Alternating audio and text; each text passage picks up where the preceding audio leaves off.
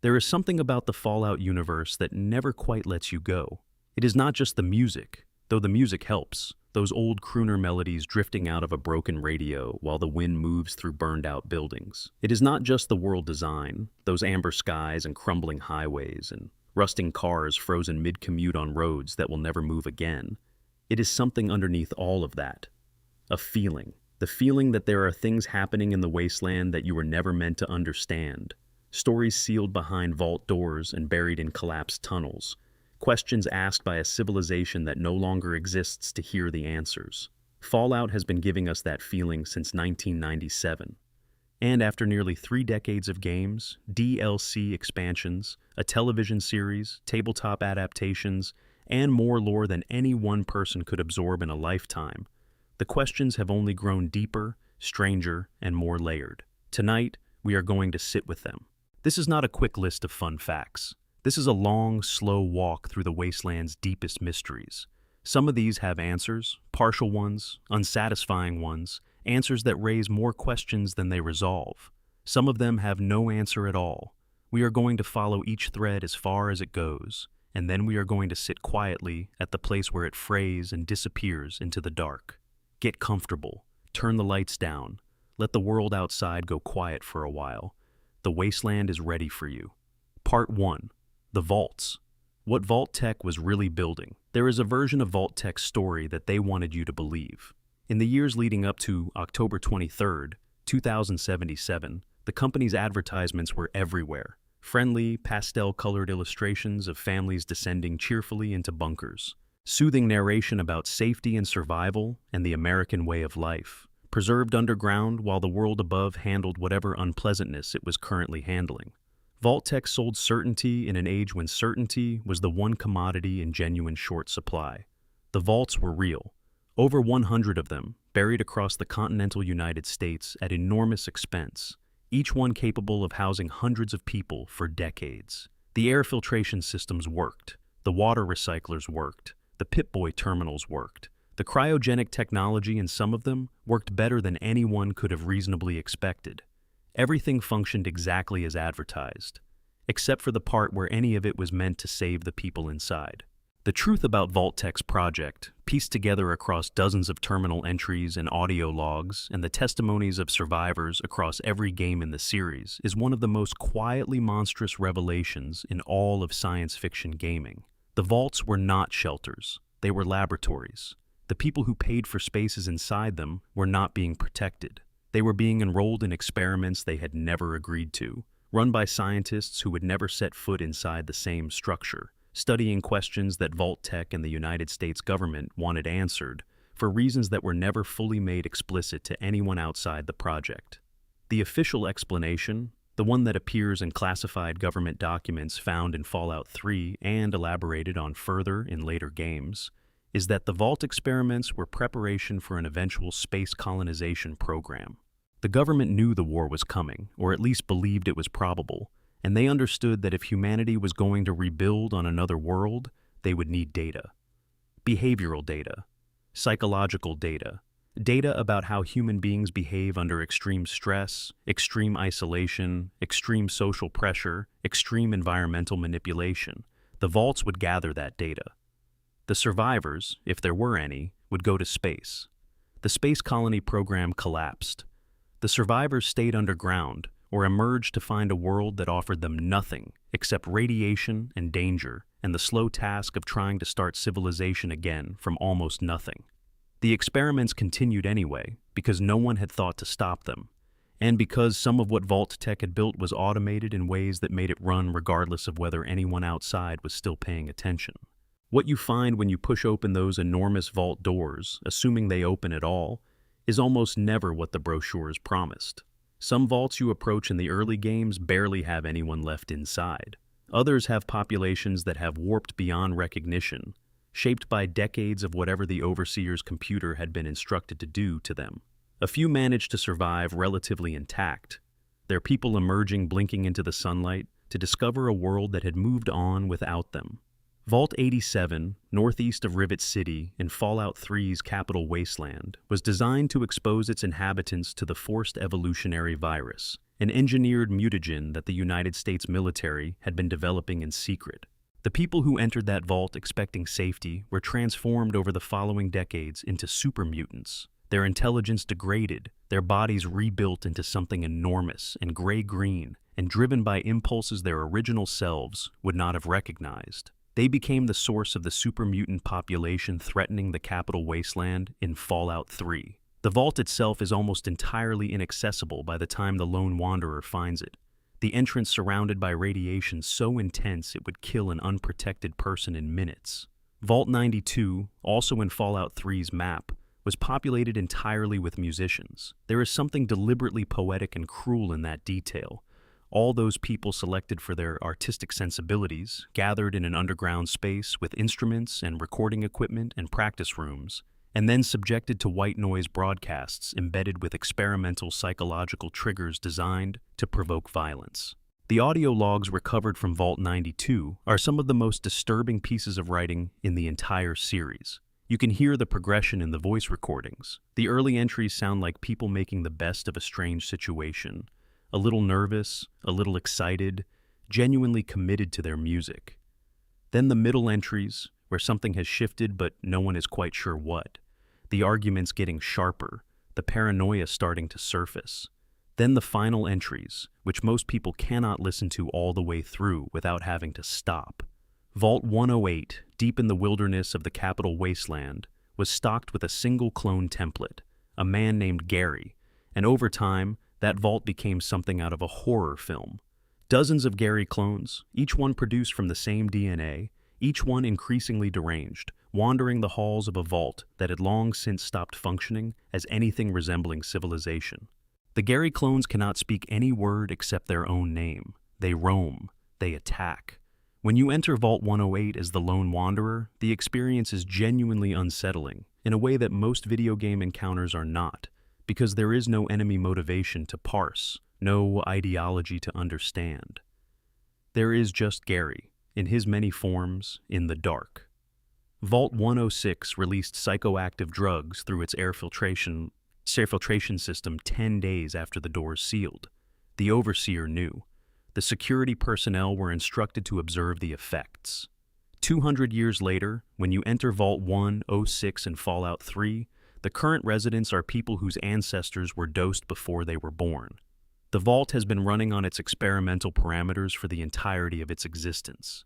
And when you walk its corridors, you begin to hallucinate too. The same substance, still circulating in the air.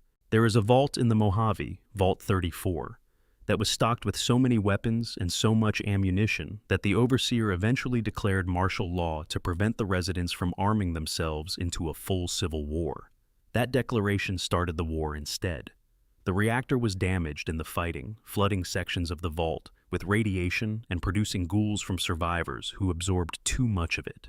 By the time you find it in Fallout New Vegas, it is overrun with those ghouls and has been leaking irradiated water into the surrounding aquifer for years, slowly poisoning the tribes outside. Vault 21 in New Vegas resolved all disputes through gambling, every conflict, every resource allocation, every question of leadership settled at the tables. It functioned longer than most. The problem was that a man named Mr. House eventually came in from outside and played the house into bankruptcy, winning the vault's resources in a single game and leaving its residents with nothing. He then had the vault sealed with concrete, preserving it as a hotel attraction for the New Vegas Strip. These are not the worst ones. Vault 77 is mentioned only in a promotional comic rather than in the games themselves, but it stands as one of the most memorable. It was stocked with one man and a crate of puppets. You can draw your own conclusions about what the experiment was intended to observe. The purpose behind so many of these experiments is never made entirely clear, even to players who read every terminal entry in every vault they encounter. Vault-Tec's internal documentation suggests research goals, but those goals keep pointing towards something larger that the documents never fully articulate. Why would you need to know how humans react when their leader is a randomly selected 10-year-old, which was the parameter for Vault 29 in the lore surrounding Vault 29 and later Fallout materials? Why would you need to know whether a population could be sustained when half of them were hypnotized into obedience? Why the specific emphasis on population genetics, on intergroup aggression, on the psychological effects of isolation and controlled scarcity? The answer that the Fallout television series gestures toward, and which we will spend much more time with in a later section, is that Vault-Tec was not merely preparing for a space program. They were preparing for something more specific and more terrible, a plan to rebuild civilization on their own terms, with themselves in control, using the survivors of the vaults as raw material for a society engineered from the ground up. The experiments were not random, they were selection criteria. But we are getting ahead of ourselves. What matters, sitting here in the quiet, is the image that stays with you long after you have put the controller down. All those people, walking into those enormous metal doors, carrying their ration cards and their identification numbers, relieved to have a spot, relieved to be among the lucky ones, descending into the earth while the world above them filled with fire and the sirens went quiet one by one, walking into a laboratory they could not see, the vault sealed behind them with a sound like the world ending, because it was. What the games also make clear, in the aggregate of all the Vault lore accumulated across 25 years of installments, is that the people who designed the experiments were not monsters in the simple, legible sense of the word. They were scientists, bureaucrats, executives, and government officials, people who had made peace with specific moral compromises their positions required, operating within an institutional framework that had normalized those compromises to the point of invisibility. The Vault-Tec employees who designed the sacrifice mechanic for Vault 11 sat in offices. They had lunch, they went home, they returned the next morning and kept working on the parameters. There is a mid-level Vault-Tec administrator's terminal entry that appears in one of the games where the author is noting that a particular experiment's results have been contaminated by an unexpected variable and requesting guidance from the oversight committee on whether the protocol should be adjusted. The language is completely clinical. The unexpected variable is the death of several dozen Vault residents in circumstances the author has described earlier in the same entry. The tone does not shift between the description of mass death and the request for procedural guidance. They are the same kind of problem, requiring the same kind of response, filed in the same bureaucratic format. That is one of the most disturbing pieces of writing in the franchise, because it is so recognizable, because that is exactly how institutional harm documents itself, in that measured and impersonal voice, with the horror dissolved into process. If you are watching this from your bedroom at 2 a.m. or from a couch somewhere while rain taps against the window, drop a comment and let me know where you are and what time it is. I always love to know where these videos find people, and if you have been here for a while and never hit subscribe, now is a good time. There is a lot more to come tonight. Part 2. Who dropped the first bomb? The Great War and its unspeakable author, October 23, 2077. That date exists in every piece of Fallout media with the certainty of scripture. At some point during that day, the first nuclear warheads left their silos and began the 2-hour arc toward their targets. Within hours, every major population center in the Northern Hemisphere was gone. The war that followed lasted, in total, approximately 2 hours. Not because it ended, but because after 2 hours, there was almost nothing left to fight over. For 27 years of Fallout games, the question of who launched first was treated as deliberately unanswerable. The original Fallout's opening narration did not say. Fallout 2 left it ambiguous. The games consistently presented the Great War as something that simply happened, a catastrophe arising from the accumulated pressure of decades of conflict over dwindling resources. A thing so big and so final that assigning blame felt almost beside the point. The war was over before anyone could establish a record. The historians were dead.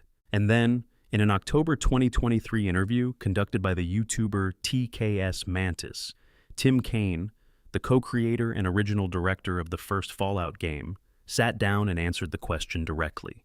It was China, Kaine said. In his original conception of the Fallout universe, it was Chinese nuclear forces that launched first. But the reason behind that launch, the context that makes the answer more complicated than it appears, is what makes the whole story worth understanding. The United States, in the decades leading up to the Great War, had been conducting illegal biological weapons research. The forced evolutionary virus, the mutagen that would eventually produce supermutants and ghouls in various forms across the wasteland, was a product of American military science. When that research was exposed on the international stage, When the evidence became impossible for the US government to credibly deny, the response from China was a nuclear first strike. Not aggression for its own sake, in Kane's telling, but retaliation. A military calculation that the US had already committed an act of war through its bioweapons program, and that hitting first before the Americans could respond to the exposure was the rational move in a game where neither side trusted the other. Kane was careful to add, in that same interview, that he no longer controls Fallout's canon. What he said was the original intention. What Bethesda has done with it since they purchased the franchise from Interplay is another matter entirely.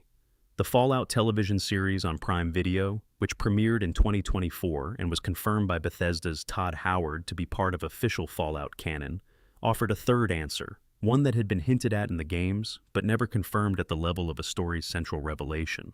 Vault-Tec dropped the bombs. The series reveals this through the character of Cooper Howard, later known simply as the Ghoul, whose wife was a Vault-Tec executive prior to the bombs falling. In pre-war flashback sequences, we see Vault-Tec assembling the heads of the major pre-war corporations, including a young Robert Edwin House, the man who would go on to dominate Las Vegas 200 years later in Fallout New Vegas. The meeting's purpose is to consolidate control of the post-apocalyptic world before it existed. Vault-Tec and its corporate partners would ensure the bombs fell, fill the vaults, conduct their experiments, and emerge from the ash as the governing authority of a rebuilt civilization. Peace talks between China and the United States were progressing. Both sides were moving toward diplomatic resolution. If the war ended through negotiation, the vaults would sit unused, and Vault-Tec would lose everything they had invested in preparing for apocalypse. The company could not afford peace. So, they manufactured war. This retcon, if it can be called that, fundamentally changes the moral architecture of the Fallout universe. In the earlier games, the Great War was tragedy, a consequence. The accumulated weight of human greed and fear and short-termism finally reaching its catastrophic conclusion. No one was truly responsible because everyone was responsible. The bombs were the last gasp of a civilization that had been destroying itself for decades. In the television series version, the Great War is a crime. Someone decided. Someone gave an order. Somewhere in a boardroom, on the eve of the end of the world, a human being weighed their financial interests against the lives of billions and chose their financial interests. The wasteland is not the aftermath of humanity's collective failure. It is the aftermath of a corporate decision. Both versions are horrible.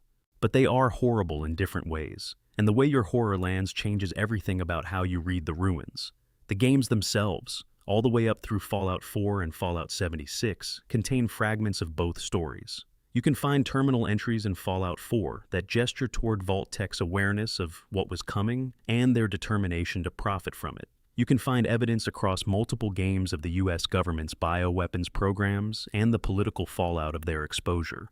The lore was always pointing at something uglier than pure accident.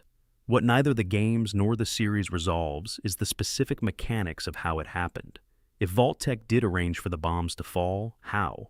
The series shows us the meeting and the decision, but the actual technical process of triggering a nuclear exchange between two sovereign nations with their own military command structures and launch authorization procedures is not something a private corporation can simply arrange. There had to be people inside both governments who were either compromised, blackmailed, or willing. There had to be communication channels that still do not appear in the documented lore. There had to be a level of institutional corruption so thorough and so deep that the most destructive military action in human history was authorized by executives in a boardroom rather than by heads of state.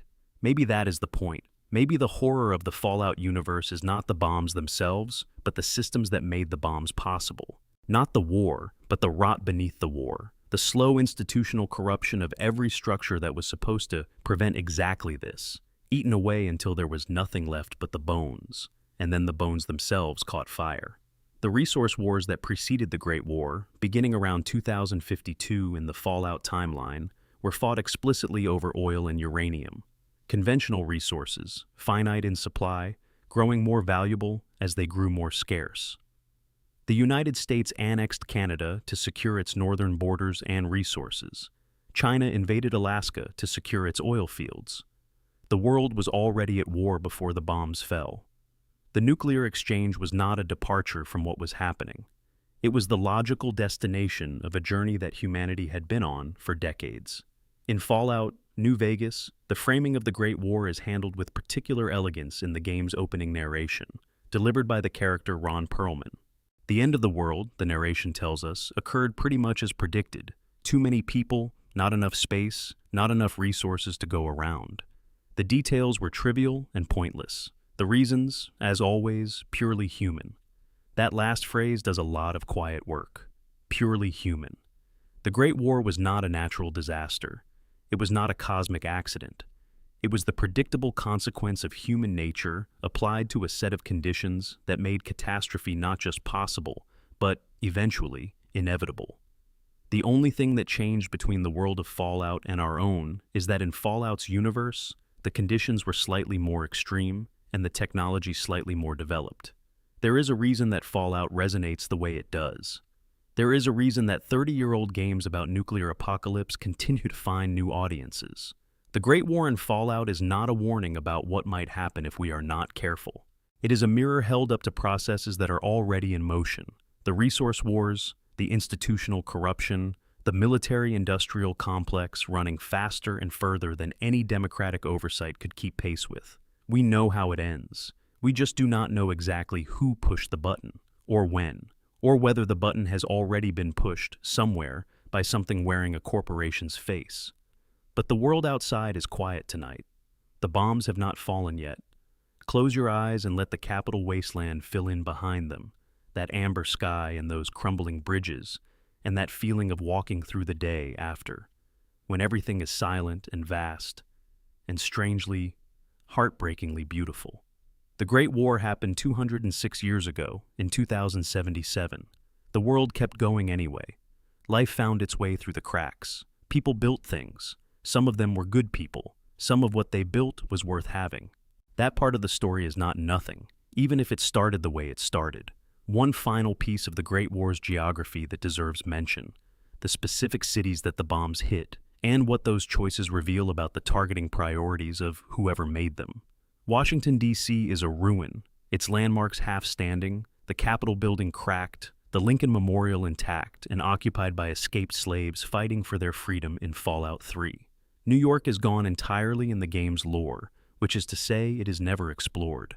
Boston in Fallout 4 is damaged but not destroyed outright. The major urban structures still standing, the Charles River irradiated, the neighborhoods rebuilt in their own chaotic post-war fashion. The city choices in the Fallout games are always meaningful because every city becomes, in its post-war form, a meditation on what the pre-war world valued and what it lost.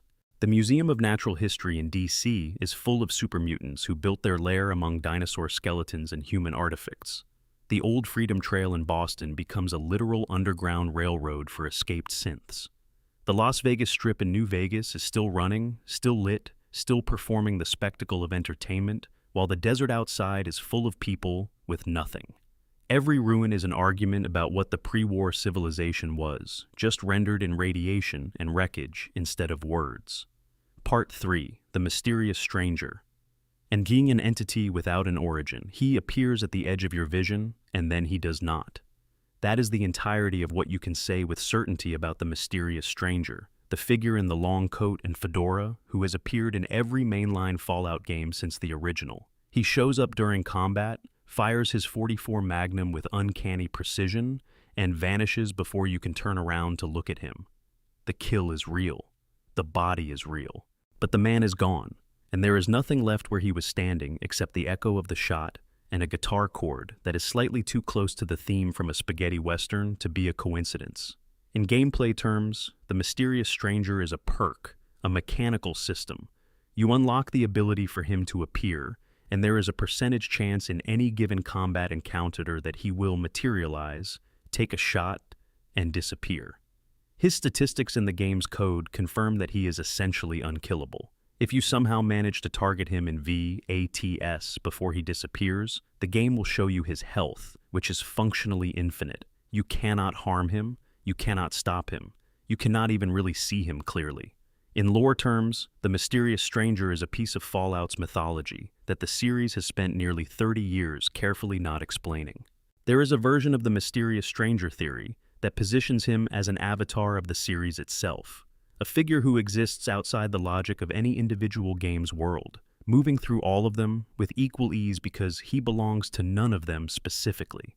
He appears in the original Fallout in 1997 and in Fallout 76 in 2018, which spans a fictional timeline of over 200 years and a real-world development timeline that crosses multiple studios and ownership changes and technological generations.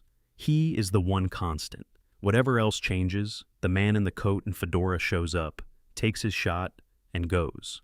The guitar chord that signals his arrival has been replicated exactly across every game he appears in, down to the specific tuning. This kind of sonic continuity is not accidental. It is a deliberate statement of identity, a signature that the series has maintained across every iteration as a way of saying, he was here before and he is here now, and something about that continuity means something, even if no one can tell you what. Miss Fortune, who appears in Fallout New Vegas as an alternative female companion to the mysterious stranger, carries a similar air of operating outside the game's normal physics. She appears in combat and causes enemies to damage themselves through grotesque slapstick misfortune, a figure who is either very lucky or in possession of abilities that bend probability in ways that parallel the stranger's combat effectiveness without replicating them. She has even less lore than the stranger. She is more purely a mystery, a character defined almost entirely by the gap where an explanation should be. His first appearance in Fallout 1 gives almost nothing away. The perk description refers to him as someone who appears during your darkest hour, which is poetic but not informative. Fallout 2 introduced an interesting variation. In that game, the gender of the mysterious stranger matches the gender of the player character, the chosen one. This is the only game where that happens. Fallout 2 is also the only game where the stranger can appear as a woman, though that fact is often overlooked in discussions about the character. By Fallout 3, the gender presentation has locked back to male, and the design has crystallized into the image that most people associate with the character: the tan trench coat, the fedora with its darker band, the red tie, the unhurried posture of someone who has never once been genuinely afraid of anything in any combat encounter he has wandered into. He moves through the capital wasteland the same way he moves through every other wasteland, briefly, quietly, with absolute efficiency. Nick Valentine knows him. This detail, introduced in Fallout 4, is one of the most compelling threads in the entire mysterious stranger mythology. Nick Valentine, the pre-war detective whose consciousness was uploaded into a Gen 2 synth body, has a case file on the mysterious stranger in his office in Diamond City. He has been investigating the stranger for an unspecified period of time, trying to piece together who this person is, where he comes from, and why he keeps appearing in combat situations across the Commonwealth. When the mysterious stranger appears while Nick is traveling with the sole survivor, Nick's reaction is immediate and viscerally genuine. He does not question whether he is seeing what he thinks he is seeing. He recognizes the figure instantly. And his frustration when the stranger vanishes before he can get to him is the frustration of someone who has been chasing this case for a long time and still cannot close it. Nick Valentine, who is excellent at his job, has been investigating the mysterious stranger and remains unable to explain him. That tells you something. What does Nick's file actually contain? The game does not let you read it in detail. You know it exists. You know it is labeled with the stranger's name. What Nick has concluded, what leads he has followed, what dead ends he has hit, remain opaque. The file is a symbol of the investigation, not the investigation itself. The most significant piece of the mysterious stranger's lore comes not from Fallout 3 or Fallout 4, but from Fallout New Vegas, and it arrives through a character that most players might not connect to him on a first playthrough. The Lonesome Drifter is a guitar-playing wanderer you can encounter in the Mojave near the New Vegas Strip. He is quieter than most NPCs, a little melancholy, clearly carrying something that he does not talk about easily. If you enter into conversation with him and steer it in the right direction, he will mention his father. His father, he says, was a mysterious man, a stranger to his own family. He describes a father who was always going, always somewhere else, present only in the periphery. The Drifter carries a unique .44 Magnum called the Mysterious Magnum. When you draw it, it plays the same guitar riff that signals the mysterious stranger's arrival in combat. When you holster it, the riff plays again. The gun and the drifter's description of his father are essentially the same story told twice, from two different angles. The implication, not stated outright, but arranged so carefully that it cannot be accidental, is that the lonesome drifter is the mysterious stranger's son, the son of an unkillable, ageless man who appears out of nowhere and vanishes back into nothing, a man who carries the same gun, plays the same melody, a man whose father was a stranger to him. This raises questions that the series has never answered and may never answer. If the mysterious stranger has a son, then at some point in the past, he had a life. He had relationships, connections, the ordinary human texture of an existence.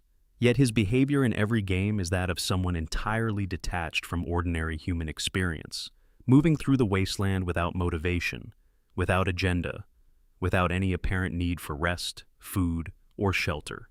He appears and disappears like a force of nature. The most popular fan theories tend to cluster around two poles. One group argues that the mysterious stranger is a supernatural entity of some kind, something that exists outside normal causality, perhaps a manifestation of justice or the wasteland's unconscious impulse toward its own survival. The other group argues that he is an extremely old human being, possibly mutated or modified in ways that grant him longevity, working out some purpose that the games have never articulated. Both theories have problems. A supernatural entity does not have a son in any straightforward sense. An extremely old human being who was already alive before the Great War would now be at minimum over 200 years old, which is a long life, even by Fallout's generous standards for human longevity. There is a third possibility, one that sits uncomfortably at the edge of both theories, that the mysterious stranger is a recurring role rather than a single person, that the long coat and fedora and the 44 Magnum are an identity that passes from person to person across generations, a mantle taken up by whoever feels called to it. The lonesome drifter carries the same gun. Has he become his father? Will he become his father? Is that what the guitar melody means when it plays as you draw the mysterious Magnum, that the role is being inherited in real time? The game never says. The game gives you the clue and then puts the drifter back on his rock with his guitar and leaves you standing there with a 44 Magnum that plays music when you handle it, working out the implications on your own. One other detail is worth noting.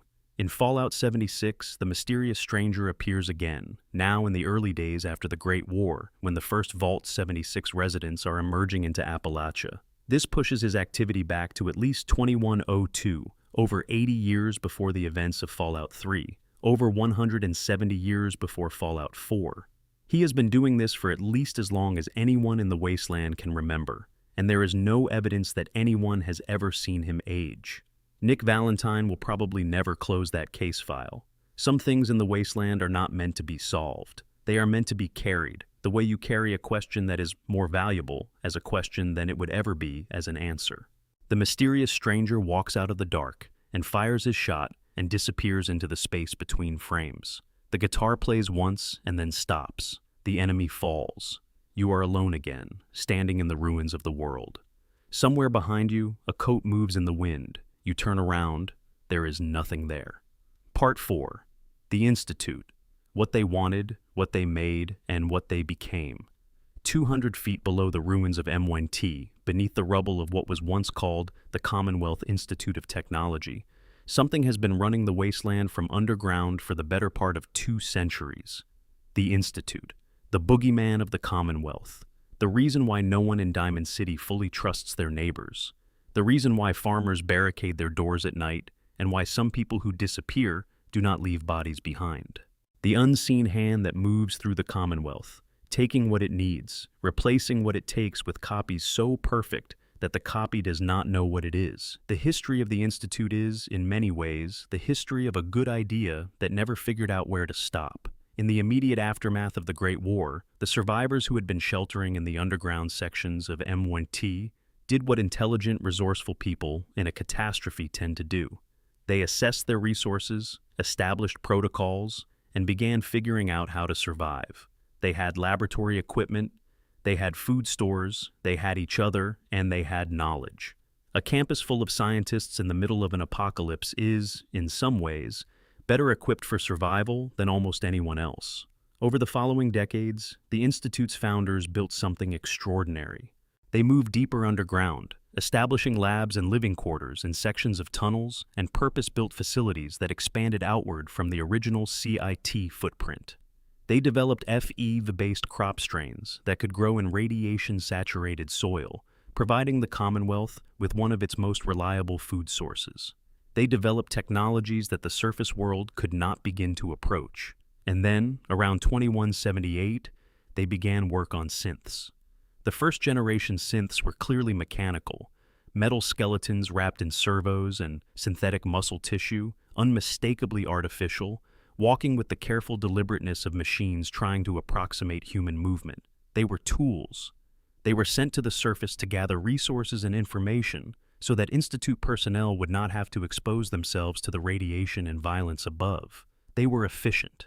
The second generation improved on the first, more fluid, more capable, better at navigating complex environments.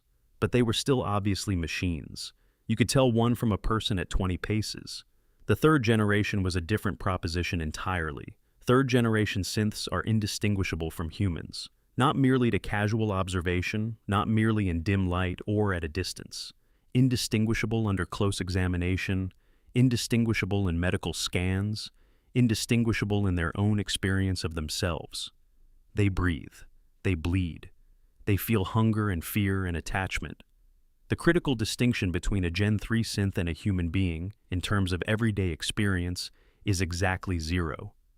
Developing Gen 3 synths required something the Institute did not have: unirradiated human DNA. The mutagens that had saturated the post-war environment had altered every living thing on the surface, subtly or dramatically, in ways that made authentic human genetic material almost impossible to obtain. The Institute's solution to this problem was to steal a baby from a Vault-Tec cryogenic facility. The baby was a boy named Sean. His DNA, preserved in cryo-storage since before the bombs fell, was genetically pristine, untouched by 2 centuries of radiation drift. The Institute used his genetic material to produce the first successful third-generation synths. The boy grew up inside the Institute, became its director, and came to be known as Father. The father, in some literal sense, of an entirely new form of life. By the time the sole survivor reaches the Institute in Fallout 4 in 2028, Father is an old man. Sean is dying. And the Institute has been running the Commonwealth for 2 centuries with a combination of technological superiority and absolute disregard for the people living on the surface above them. The philosophical question at the heart of the Institute, the one that the game is genuinely interested in, is what the organization's goals actually were. Every Institute member you speak to will tell you that their work is for the betterment of mankind, that their research, their synths, their manipulation of surface communities is in service of a future that will ultimately be worth the current cost. But when you press them, when you ask what that future actually looks like, what it means in concrete terms for the people living in Diamond City and Good Neighbor and the dozens of small settlements scattered across the Commonwealth, no one can give you a coherent answer. The Institute's research divisions are pursuing their own agendas. The Bioscience Division is working on crop development. The Robotics Division is building advanced synths. The Advanced Systems Division is working on teleportation technology that has already progressed past anything the surface world could dream of. The Synth Retention Bureau is hunting down escaped synths, artificial beings who have developed enough of a sense of self to flee the Institute's control. Each division is excellent at its stated purpose. None of them appear to have a shared vision for what all of this work is building toward. The official position is that the Institute will eventually emerge from underground to lead the reconstruction of civilization, using its accumulated technological advantage to establish a new society. But this reconstruction never seems to get any closer. The Institute has been underground for over 200 years. The surface is still a wasteland. And the most significant thing the Institute has done to shape the Commonwealth in all that time is destabilize it through the fear created by synth replacements and unexplained disappearances, through the deliberate withholding of technologies that could improve surface conditions, through the maintenance of a power differential that serves the Institute's sense of its own importance without ever translating into actual benefit for anyone outside its walls. There is a moment in Fallout 4 that I keep returning to when I think about the Institute. It happens in the conversation with Father after the sole survivor first arrives underground, and realizes that the child they spent the entire first act of the game searching for is this elderly man. Father is calm in that conversation. He is controlled, even kind, in the way of someone who has absolute power and no longer needs to demonstrate it.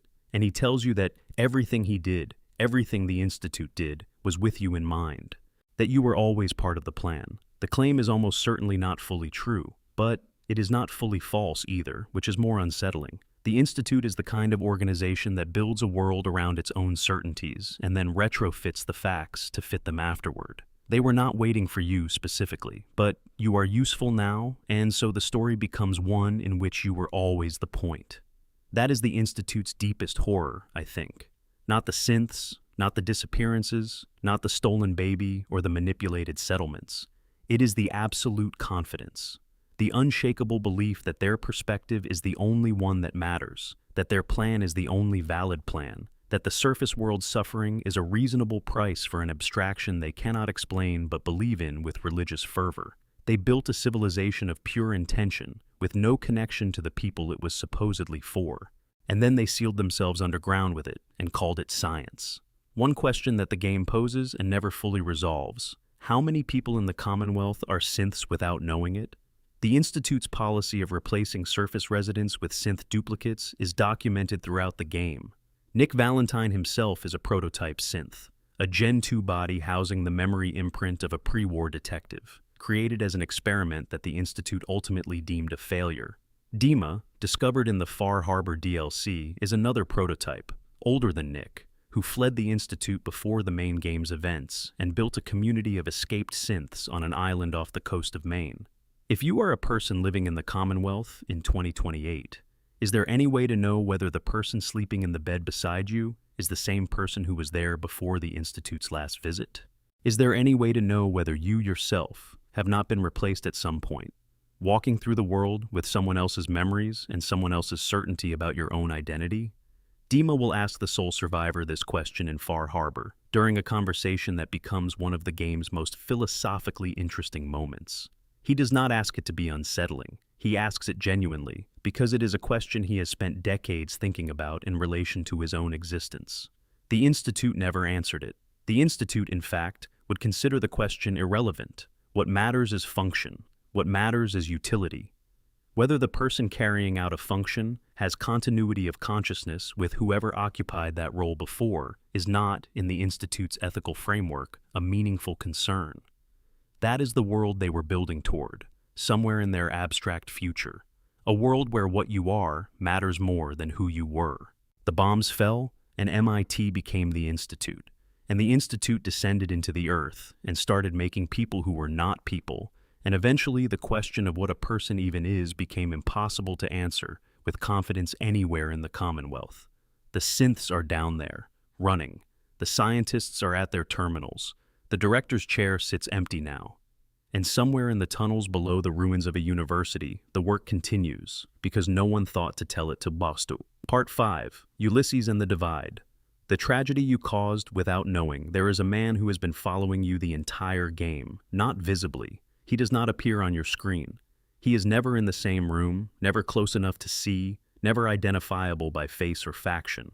He is a presence in the negative space of Fallout, New Vegas, a story told through the testimonies of others, through items he left behind, through decisions he made before the game began, that created the conditions for everything that follows. His name is Ulysses.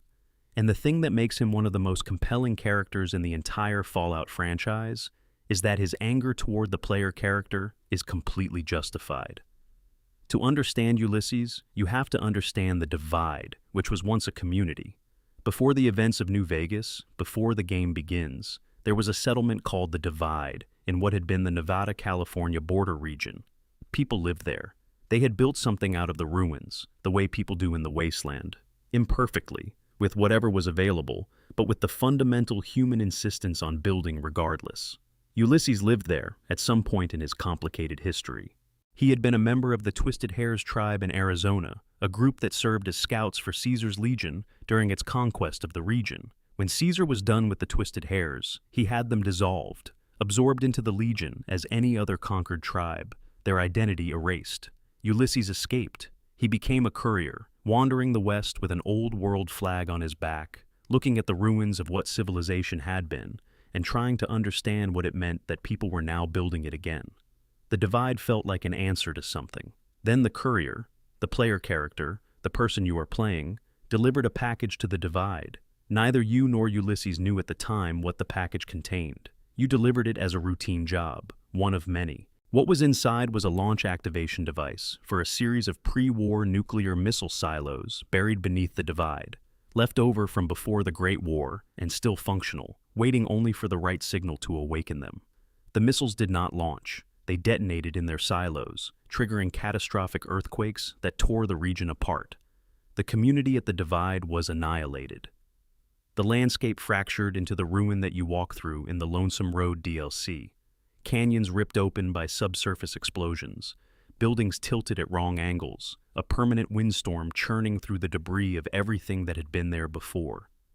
The people who survived the initial destruction were transformed by the radiation and the implanted nuclear devices they had been tested with, becoming the marked men, figures wrapped in bandages and driven by pain and rage, neither alive in any meaningful sense nor fully dead. Ulysses watched it happen. He was there. He was not killed, though the reasons for his survival are not entirely clear, and he understood immediately what had happened, who had been responsible, and what it meant. He spent the following years building a case, gathering evidence, tracking the courier's history, placing himself in positions to intersect with the courier's path across the Mojave, arranging to be in the areas where the courier would take jobs, learning who they were, building up a picture of the person who had unknowingly destroyed the one place Ulysses had found that felt like it might be worth protecting. He could have simply killed you. Multiple times, from multiple positions, he could have ended the courier's story before New Vegas begins. He chose not to. His reasons for that choice are complex, rooted in an old promise he made to Caesar's legion about not killing fellow couriers, and rooted also in something more personal, a desire not just for the courier's death, but for the courier's understanding. Ulysses wants you to know what you did. He wants to look at you while you know it, which is why, at the end of every major DLC in New Vegas, there is a holotape, or a message, or a presence that gestures toward the same destination. Dead money, honest hearts, old world blues. Each one ends with a pointer toward Lonesome Road, toward the divide, toward a meeting that Ulysses has been engineering from the beginning. When you finally receive his transmission, just the words Courier 6 accompanied by coordinates, the invitation is both simple and enormous. Come to the divide. Hear why I did not deliver the package. Settle what is between us. The divide, when you walk through it, is one of the most atmospheric locations in any Fallout game. The storms are constant. The architecture is wrong in ways that take a moment to process. Buildings have been twisted, tilted, partially buried, some of them split open to reveal their interiors like cross-sections in a diagram. The marked men move through the ruins in agony. The environmental noise is layered and oppressive. Wind and distant structural collapse and the sounds of people who have been in pain for so long that pain is all they are. When you find Ulysses, he is exactly what the game prepared you for. He is calm. He is articulate. He wears the old world flag on his back, as he has since his days with Caesar's scouts, because he is still trying to work out what it means that the old world symbols are still around, while the old world itself is gone. He has been living in the divide, among the ruins of the community he loved, for years. He has been watching the marked men. He has been thinking. His plan, when you reach him, is to launch the remaining functional missiles at either the NCR or Caesar's Legion, depending on what he decides in the time before you arrive. His logic is that both factions represent old world thinking. The NCR trying to rebuild the republic that failed, the Legion trying to rebuild the empire that preceded it, and that neither deserves to inherit the Mojave. What the Mojave needs is a clean slate. What it needs is for the weight of the old world's failure to be lifted so that something genuinely new can grow. The plan is monstrous. It would kill hundreds of thousands of people. Ulysses knows this. The plan is monstrous because Ulysses is a person who had something precious destroyed by forces he could not control or even identify in time. And that experience has twisted his understanding of what solutions are available. The game gives you options. You can fight him. You can persuade him. If you have found his holotape scattered through the other DLC, You can use his own recorded thoughts against his plan, showing him the contradictions in his logic, the ways in which his desire to protect the future has become a justification for becoming the thing he hates. The best outcome is the hardest to achieve. A genuine conversation in which Ulysses changes his mind because you gave him a reason to. If you manage it, he stays. He keeps the divide from spilling its marked men into the Mojave. He leaves you gifts at a campfire near the canyon, notes of advice, and carefully salvaged supplies. He becomes, in some oblique way, something like an ally, not a friend. The word friend is too small for what is between the courier and Ulysses after everything that has happened. What is between them is something closer to understanding, not forgiveness, not exactly, but a shared honesty about what happened and what it cost and what remains possible afterward. Chris Avellone, the writer who created Ulysses for Obsidian Entertainment, said in interviews that Ulysses was meant to be the spiritual heart of New Vegas's DLC arc.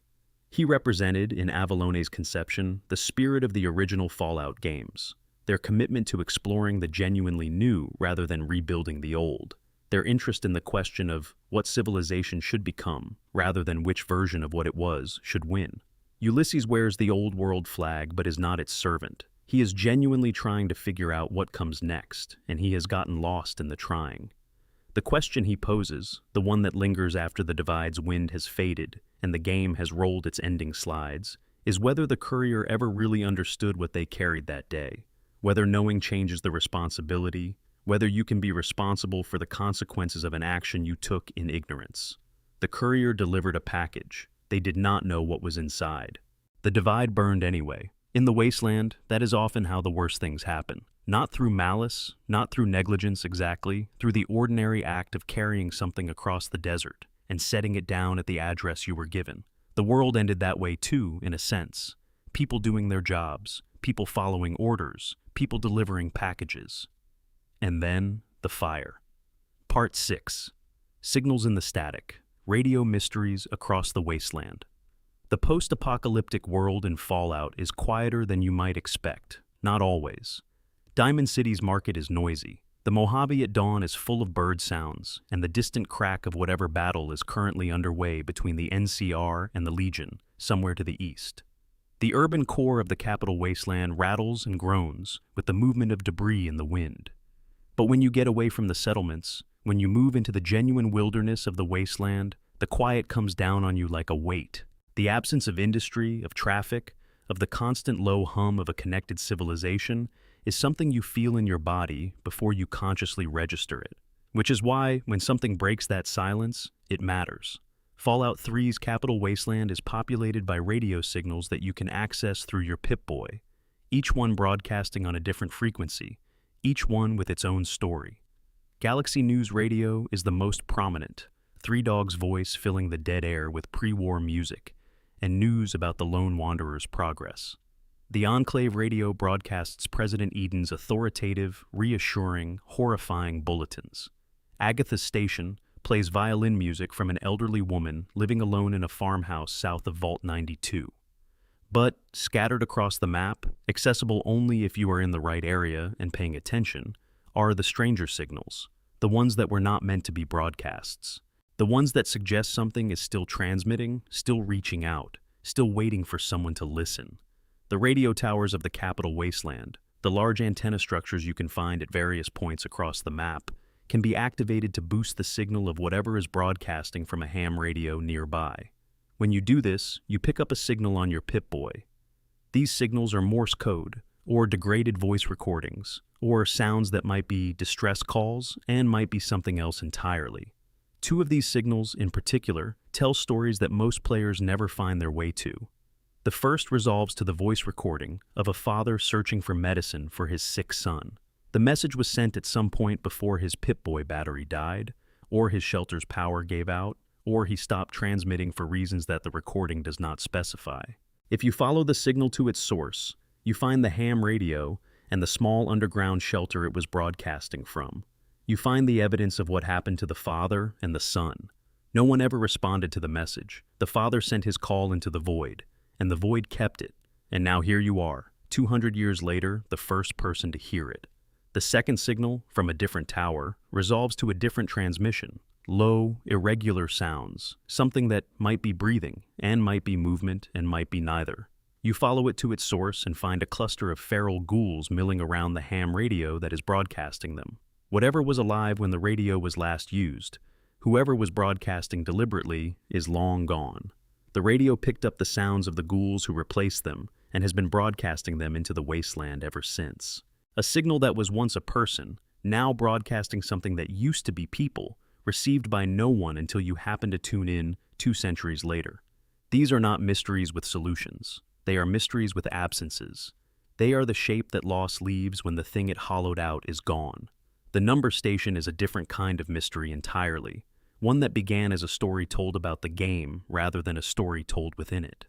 The creepypasta, which began circulating in online gaming communities around 2010 and spread rapidly enough that Bethesda was eventually asked about it directly by game press outlets, tells the story of a player who killed Three Dog and then discovered that Galaxy News Radio had become something else. A numbers station broadcasting coded sequences that, when decoded, spelled out prophetic messages about real-world events. The story is not true. Bethesda confirmed it. The behavior described in the creepypasta does not exist in Fallout 3's code.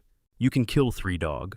The signal is taken over by a technician named Margaret, and the programming quality drops noticeably without his presence. But the station does not become a numbers station. There are no hidden coded sequences. There are no prophecies. But the reason the story spread, the reason it worked, is that it felt entirely plausible within the logic of Fallout 3's world. Because Fallout 3 had already established that radio signals in the capital wasteland contained hidden things, layered meanings, stories that only revealed themselves when you were in exactly the right position and paying exactly the right kind of attention. The game's radio landscape was rich enough and strange enough that the number station story slotted into it without obvious seams. People heard it and thought, yes, that sounds like something Bethesda would do, because Bethesda had already done things like it. The real Fallout 3 is full of actual secret signals. The Keller family transmissions, a series of fragmentary broadcasts scattered across 5 different locations that, when assembled in the right order, provide the access code to a pre-war family bunker. The emergency broadcast frequency that activates near the presidential metro station. The Agatha's station arc, where helping an old woman recover her violin produces a new radio station and a connection to the pre-war world's capacity for beauty that makes the wasteland feel briefly, unexpectedly tender. What is interesting about Fallout 3's use of radio is how it distributes information across its geography. The capital wasteland is enormous, and a great deal of its most meaningful content is findable only through movement. You have to be in a certain place to pick up a certain signal. You have to follow it to its source. The radio is not a delivery mechanism for information. It is a navigation system for a world that is trying to tell you things, but only if you are willing to travel toward them. Fallout. New Vegas handles radio differently. The Mojave's signals are geographically broader but narratively thinner, with the exception of a few memorable moments. The Brotherhood of Steel bunker beneath Hidden Valley cannot be accessed until you pick up its hidden frequency and follow it, making the bunker itself practically invisible to players who do not tune their Pip-Boy at the right moment. Ulysses's transmission, when it finally comes, is just 2 words, Courier 6. No music, no context, no explanation. Just a name and a set of coordinates, and the understanding that someone has been waiting for you to hear them. In Fallout 4, the radio landscape is less centrally important to the narrative, but the Commonwealth is full of small transmission points that tell quiet stories. A radio playing music from an empty house, a distress beacon looping from a crashed vertibird in the wilderness, a signal from inside a locked building that turns out to be a pre-war voice recording, someone left on a loop for reasons that are never fully explained. The Fallout games use radio the way a good horror story uses ambiguous sounds in the night. The signal says something is there. It does not tell you exactly what. The gap between the signal and the source is where the imagination lives, and the imagination fills those gaps with things that are often worse than what is actually there, except when it isn't. Except when you follow the signal and find the father's ham radio and the shelter with the evidence of what happened to him and his son, and the reality is exactly as heavy as you feared it would be. The wasteland is full of voices that stopped mid-sentence, 200 years ago or 20 years ago or last week. They are still transmitting into the static, into the empty frequency where you are if you happen to tune in. Listen carefully tonight. Sometimes the signal comes through. Part 7. Vault 11. The deepest horror under the Mojave, west of Boulder City, there is a vault that has been empty for decades. The loading screen hint for Vault 11 in Fallout. New Vegas is sparse. Vault 11 has been abandoned for decades, though few people know the story of its terrible past. That sentence is doing a great deal of work. It is technically accurate and deeply misleading. Vault 11's past is not terrible in the way that, say, Vault 87 is terrible, through monster creation and grotesque mutation. It is terrible in the way that requires you to understand everything that happened inside it, slowly, through the records its residents left behind, until the full weight of it lands on you at the end. The experiment parameter for Vault 11 was this. Once a year, the inhabitants must sacrifice one of their own. If they fail to make a sacrifice, the vault's life support systems will shut down and everyone inside will die. The residents were told this on the day the doors sealed by the vault's overseer, who had learned it from the vault's computer. The first response, consistent with what you would expect from a group of people who had just escaped a nuclear apocalypse and been locked underground, was resistance. The overseer told them what the computer required. The residents were furious. Rather than comply with a demand for human sacrifice, they took the only logical action available to them. They made the overseer the first sacrifice. In a precise and terrible irony, this decision solved the problem of who to choose while simultaneously establishing the template for every choice that followed. If the overseer had to sacrifice someone, and if the overseer was the one killed, then the position of overseer became synonymous with death. Each year, someone would be elected as overseer. Each year, that overseer would be killed at the end of their term. The social and political structures that grew around this requirement are documented in terminal entries scattered throughout the vault.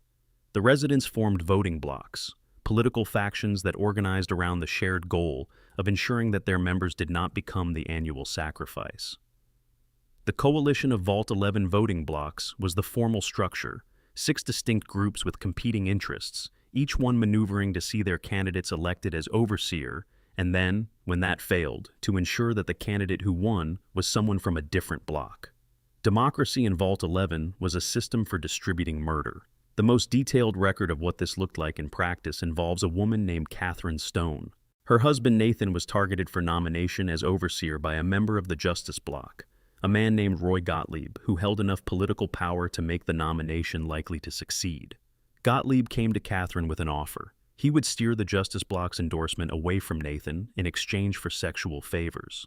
For Catherine, trapped underground with her husband's life in the balance, with no exit and no appeal to any authority above Gottlieb's block, the calculus was clear. She agreed. The terminal entries documenting this are written in Catherine's own voice, calm in the clinical way that people become calm when they are recording something too painful to approach directly.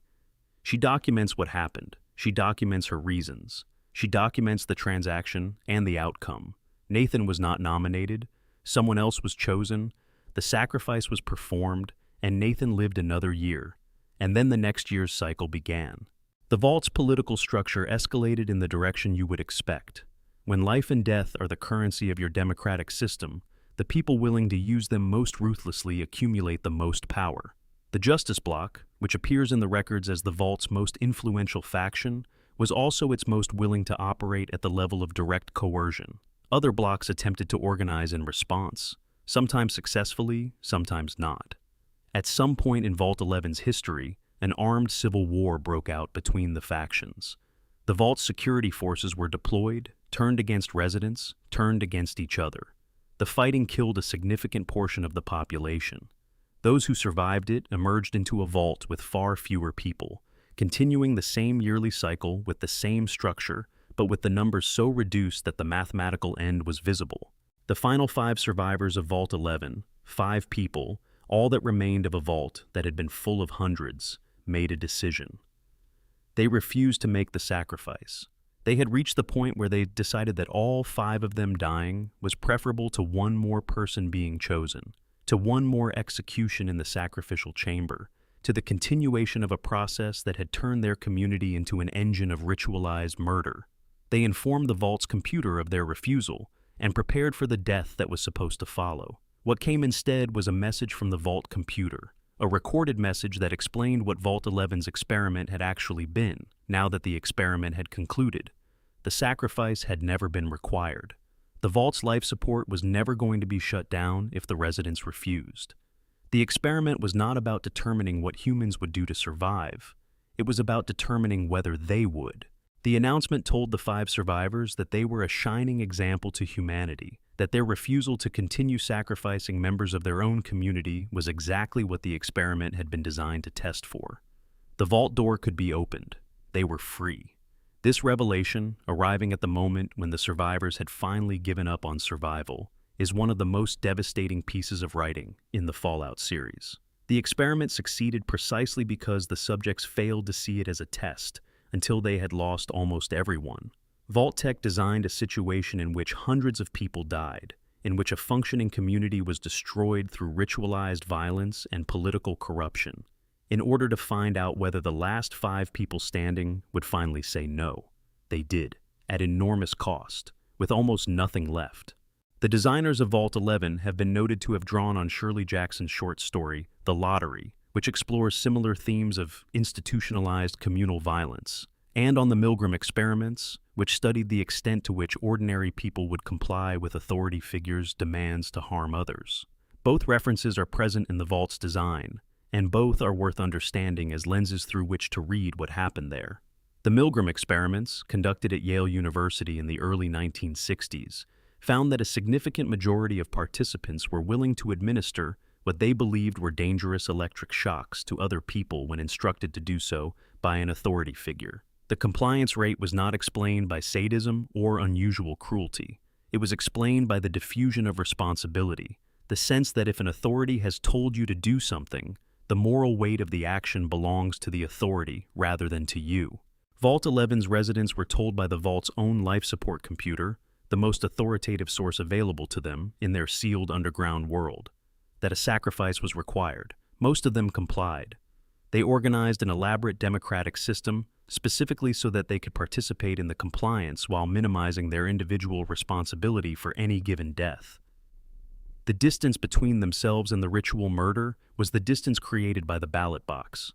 The 5 survivors refused when the distance had collapsed, when the population was small enough that every person's death was immediately personal, when the abstraction of the democratic process could no longer separate them from the physical reality of what they were doing, they found the ability to stop that they had not found when the math was easier. 3 of the 5 survivors died in the automated defense sequences that activated when they tried to leave the vault after the announcement. You find evidence of this in the terminal records and in the vault's lower levels. 2 of the remaining survivors made it to the surface. What happened to those 2 people afterward, the ones who walked out of Vault-11 blinking into the Mojave sun, knowing what they had lived through, having lost everyone? The game does not say. They are loose threads that the narrative lets go. Whatever they built from the remainder of their lives, it was built on a foundation that included years underground, watching their community destroy itself through the mechanism of their own survival instinct. The vault sits empty now. The records are all there if you look for them, accessible on the terminals, complete enough to reconstruct the entire story. You can sit at the Overseer's terminal and read through decades of political maneuvering and violence and terror, all of it preserved in neat formatted text, all of it patient, all of it waiting. Part 8. The Mothman and the Cryptids of Appalachia.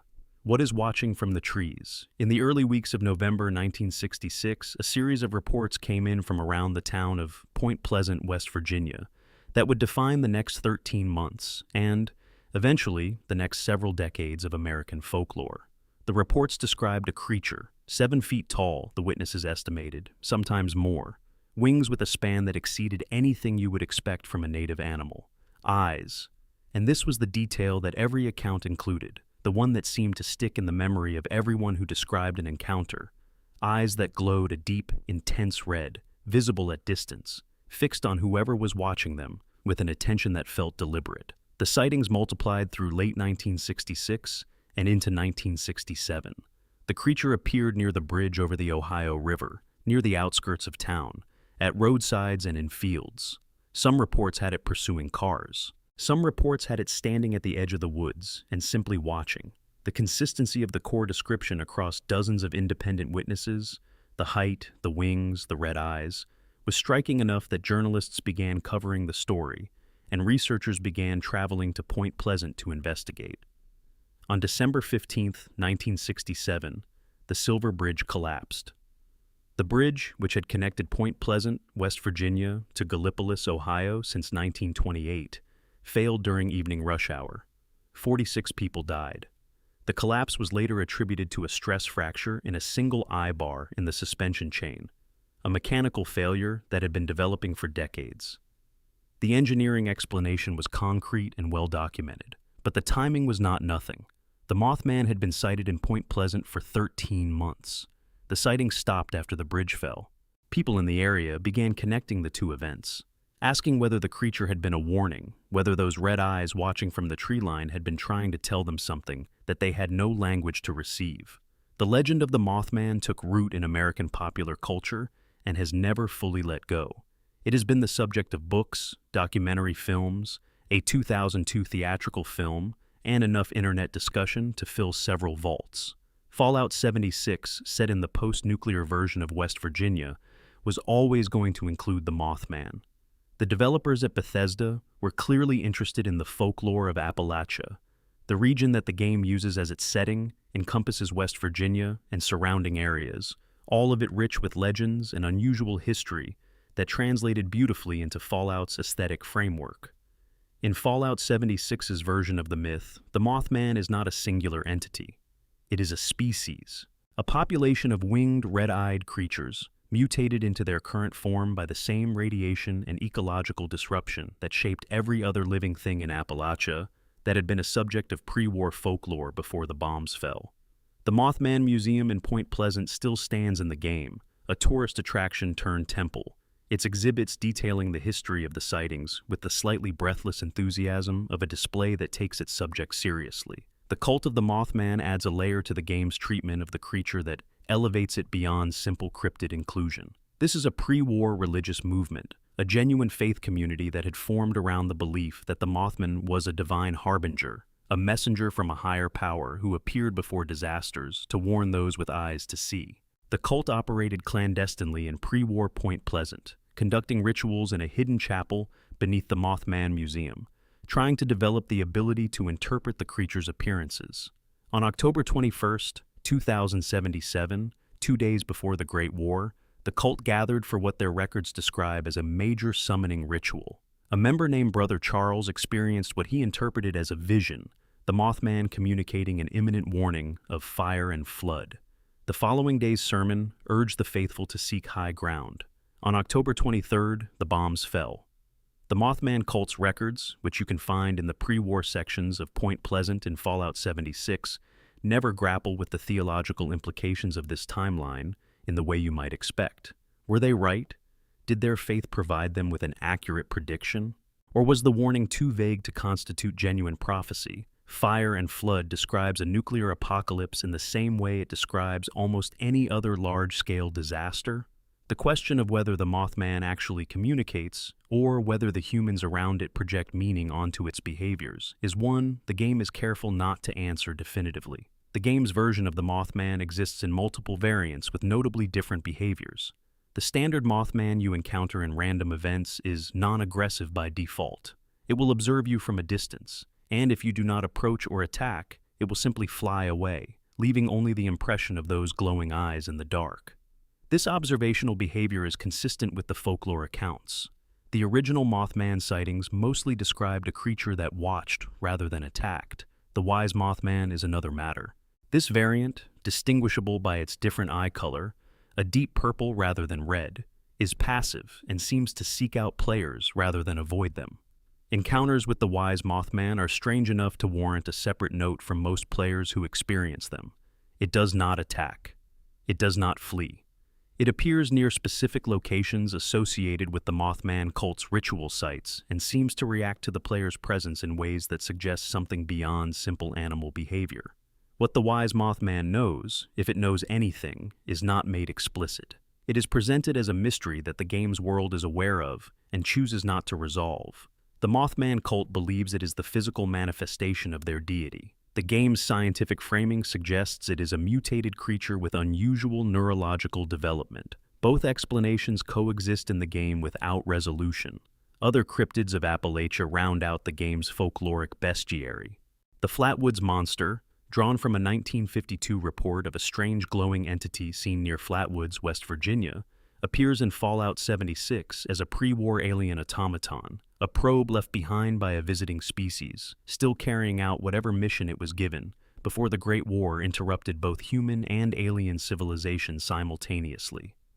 The Grafton Monster, a massive eyeless creature whose territorial behavior is deeply unsettling, draws from local legend. The Snallygaster, part dragon and part bird in the original Appalachian stories, becomes a genuinely terrifying, multi-headed creature in the game's wasteland. But none of them carry the weight of the Mothman. None of them have a cult. None of them have a museum. None of them are associated with a real bridge collapse and a real community's real grief. The reason the Mothman persists in American folklore, the reason that 46 deaths and a bridge collapse in a small West Virginia town continue to generate books and films and Fallout DLC half a century later, is not, I think, primarily about the creature itself. It is about the question the creature poses, the question of whether the universe contains intelligence that is trying to communicate with us, that sees disasters coming before we do, that is watching from the tree line with those red eyes not out of threat but out of concern. The Silver Bridge fell. People died. The Mothman was there, in the weeks and months before, doing whatever it does in the darkness beyond the range of ordinary human perception. Whether it was warning them or simply watching, the result was the same. In Fallout 76's Appalachia, the bombs fell. The cult sought high ground. The Mothman was there the night before, as it had been there through the final year of the pre-war world, in the chapel beneath the museum and at the edge of the trees. Whether it knew what was coming or simply existed in proximity to catastrophe, whether it was a messenger or a mirror, the result was the same. The world ended. The creature with the red eyes flew on through the irradiated darkness, still watching, still doing whatever Mothmen do when no one is paying attention, still there, in the trees, if you know where to look. Part 9, The Courier. Who were you before the bullet? The moment that fallout. New Vegas begins, you are already dead, or close enough to it that the distinction barely matters. You are in a shallow grave outside the town of Good Springs, Nevada, 2 bullets in your head, having been shot by a man named Benny who stole a delivery you were carrying and left you for dead in the desert. Victor, a Securitron robot, pulled you out of the grave. Dr. Mitchell of Good Springs patched your skull back together with the tools he had available. You woke up on a couch with a Pip-Boy and a general sense that you had an appointment to keep. The character you are playing is Courier 6. That is the entirety of what the game tells you about yourself before you step outside. You were delivering a package. You were shot. You are alive, which under the circumstances qualifies as a miracle. The Courier's backstory is one of the most deliberately constructed mysteries in the franchise. Unlike the Lone Wanderer of Fallout 3 or the sole survivor of Fallout 4, both of whom have detailed histories that the game establishes in its opening sequences, the Courier arrives in the game's narrative almost entirely without context. There are dialogue options throughout the game that hint at a past, a reference to New Reno, a suggestion that the Courier has been to Utah, an implication of military experience or survival experience or experience of any number of things. But none of it assembles into a coherent biography. This was a deliberate design choice by Obsidian Entertainment. The Courier is a blank, or close to one. The character exists in the space where the player's imagination operates, shaped by the choices you make in the game rather than by a history the game provides. The Lone Wanderer grew up in Vault 101 and then entered the wasteland looking for their father. That is their story, and it belongs to them in a way that constrains what the character can be. The Courier grew up somewhere, did things, and then woke up in a grave outside Good Springs. The middle part is whatever you choose it to be, but the game is not entirely silent about the Courier's past. It provides breadcrumbs, carefully placed, that add up to something partial and suggestive, even if they never add up to a complete picture. The most significant of these is the Divide. We discussed Ulysses and the Divide in detail in an earlier section. The community that was destroyed when the Courier unknowingly delivered a package containing missile activation codes. What we did not fully examine is what that delivery means for the Courier's character. Before the events of New Vegas, the courier was not a passive, interchangeable delivery person. They were the specific individual who was working that specific route, in that specific region, at the specific time when the package for the divide was available to be carried. This is not a career characterized by anonymity. Ulysses knows them, not just as a courier, but as a specific person whose previous actions had consequences that Ulysses tracked and studied for years. The courier had been to the divide before the package delivery, apparently. There is evidence in the environment of Lonesome Road suggesting that they had a connection to the community there, possibly even a role in its early development. The details are fragmentary, and the game does not force a specific interpretation, but the framing suggests that the person who delivered the package to the divide was not a stranger dropping something off. They were someone with a history there, carrying an object they did not examine closely enough. Old World Blues, the DLC set in the Big Empty, a pre-war research facility run by a group of disembodied brains that removed themselves from their own bodies in pursuit of science and have been there ever since, reveals another fragment of the courier's past. The courier was apparently brought to Big MT at some point before the events of New Vegas. Their brain was removed, studied, and replaced. This is presented with a degree of uncertainty about whether it represents a genuine prior visit or a post-war modification the courier is not aware of, but the implication is that the courier's consciousness has been interfered with in ways that have not been accounted for in any of the game's standard framing. The question of what the courier's brain has been through is directly relevant to the question of who they are. Memory is identity, in large part. If someone has had their brain removed, studied, and replaced, even if the replacement was perfect, even if everything they remember is still there, the boundary between who they were before and who they are now is not as solid as it might appear. Honest Hearts gives the courier a connection to Utah and the Zion Canyon, suggesting familiarity with the region and possibly with some of the tribes that inhabit it. Dead Money sends the courier to the Sierra Madre Casino, a pre-war resort designed as a trap for exactly the kind of person who would try to recover its legendary treasures, and the courier's survival of that place requires a set of skills that are not incidentally developed. Put together, what you can reconstruct about the courier's life before the bullet is that they were not an ordinary person, even by the wasteland's unusual standards. They were capable, resourceful, and experienced enough to have survived in multiple extremely dangerous environments. They had connections to the divide and possibly to Big MT. They were skilled enough at their work that Mr. House's automated system selected them as one of 6 couriers entrusted with carrying the platinum chip, the most important item in the Mojave at that particular moment. And they woke up in a shallow grave with 2 bullets in their head and no idea why they were there. The question of who shot them and what led to that moment is the surface narrative of New Vegas. The answer is findable. Benny, a small-time power player in New Vegas's political landscape, recognized the value of the platinum chip and arranged to intercept its delivery. The courier was shot because they were carrying something valuable, and Benny wanted it. But beneath that surface narrative is the deeper question, the one about identity, about who the courier is in the space between their past and their present, about what it means to walk through the world as a person whose history is visible only in fragments and implications. Ulysses describes the courier as someone who carries things across the wasteland without examining them, who moves through the world in motion, always in transit, always between one point and another, never stopping long enough to account for the weight of what they carry. He says this as a criticism, a diagnosis of the failure that led to the divide's destruction. He also says it with something that might be respect, because the same quality that makes the courier thoughtless in one context makes them capable in every other context. The person who can walk through the divide, or the Sierra Madre, or the Hopeville missile range, carrying impossible weight and arriving at the other end is not ordinary. There is a player theory, loosely supported by certain dialogue options and the presence of the Vault-13 canteen in the courier's stash DLC items, that the courier is a descendant of the Vault Dweller from the original Fallout. The timeline could support it. The Vault Dweller settled in Arroyo after the events of Fallout 1, and their descendant, the Chosen One, continued the bloodline through the events of Fallout 2. A few more generations would place a descendant in their early to mid-adulthood in 2281 when New Vegas takes place. This theory has never been confirmed or denied by Obsidian or Bethesda. It remains exactly what the game's design accommodates and encourages, a A story you tell with the materials provided, fitted to the blank the game leaves for you. What is confirmed is this: the courier was shot in the head, buried, dug up by a robot, fixed by a small-town doctor, and then walked through the most dangerous landscape on the continent to settle the question of who killed them and why.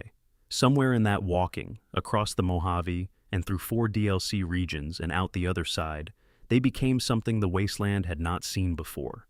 Maybe a hero, depending on which choices you made. Maybe a monster, depending on which choices you made. Maybe something in between, which is where most people in the wasteland end up. The bullet went in. You came out anyway. The Mojave is yours. Whatever you do with it, it is yours. Part 10. Ghost Stories and the Unresolved Edges of the Wasteland. There is a type of mystery in the Fallout series that does not belong to any category. It is not a vault experiment. It is not a faction's secret. It is not a character's hidden backstory or a lore question about the Great War.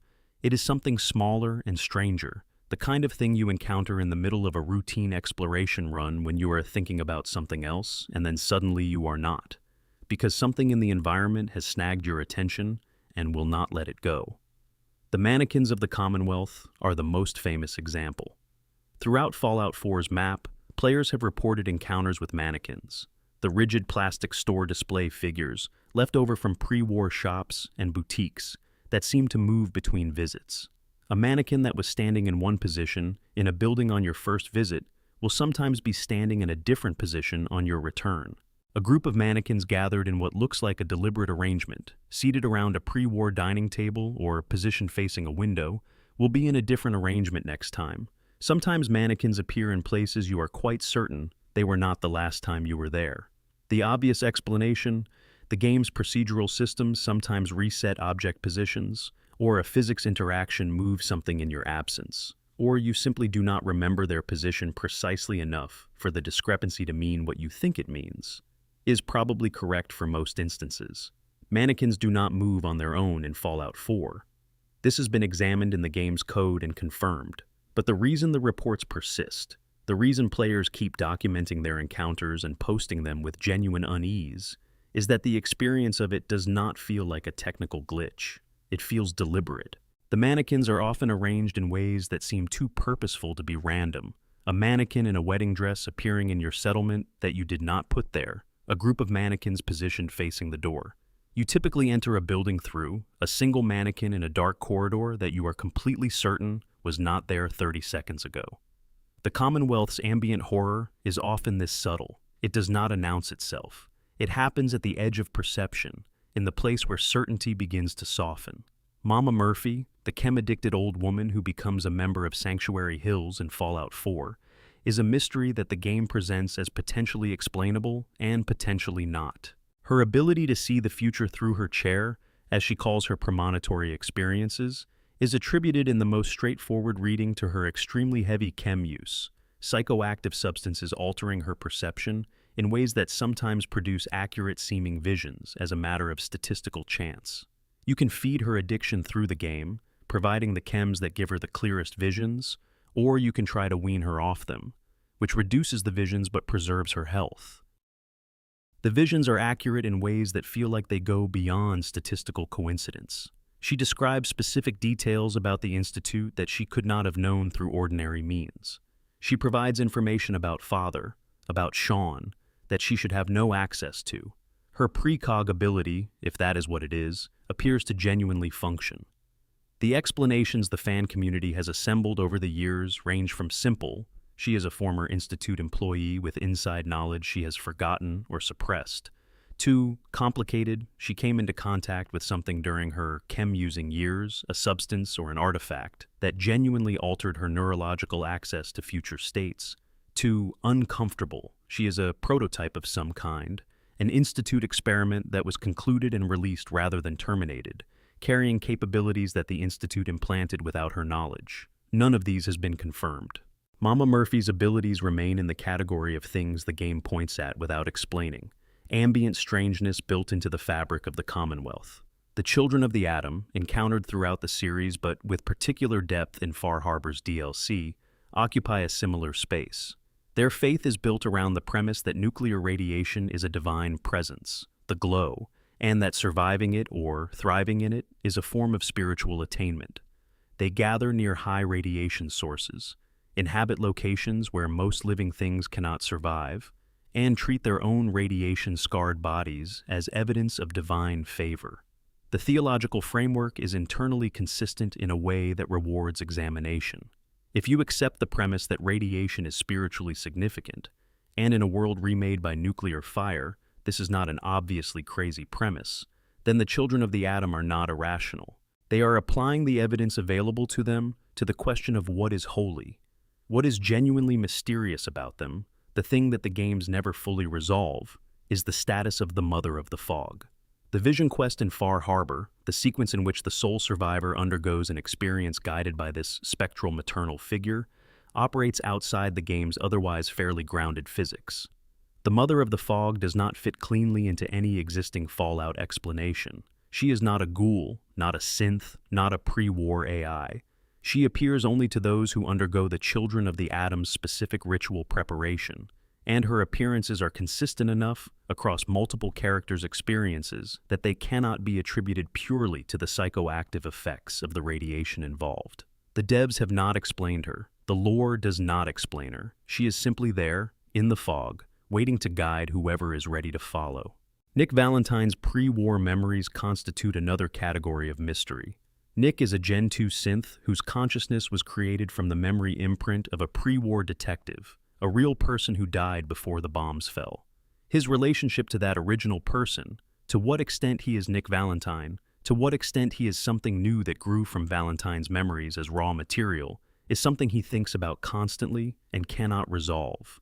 The original Nick Valentine's girlfriend, Jenny, was murdered before the memories were transferred. Nick carries the grief of that loss, even though he did not live it, because the memories he was given included. He carried a case on the identity of her killer for over 200 years. Finding and closing that case is a major arc of his companion quest in Fallout 4, and what he discovers is genuinely tragic and provides no resolution to the deeper question of what he owes to the original Nick's life and loves.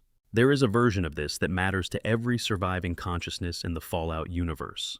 The question of who you were before the world ended, whether that person has any claim on who you are now, what continuity means when the civilization that produced you and everything it valued has been ash for 2 centuries.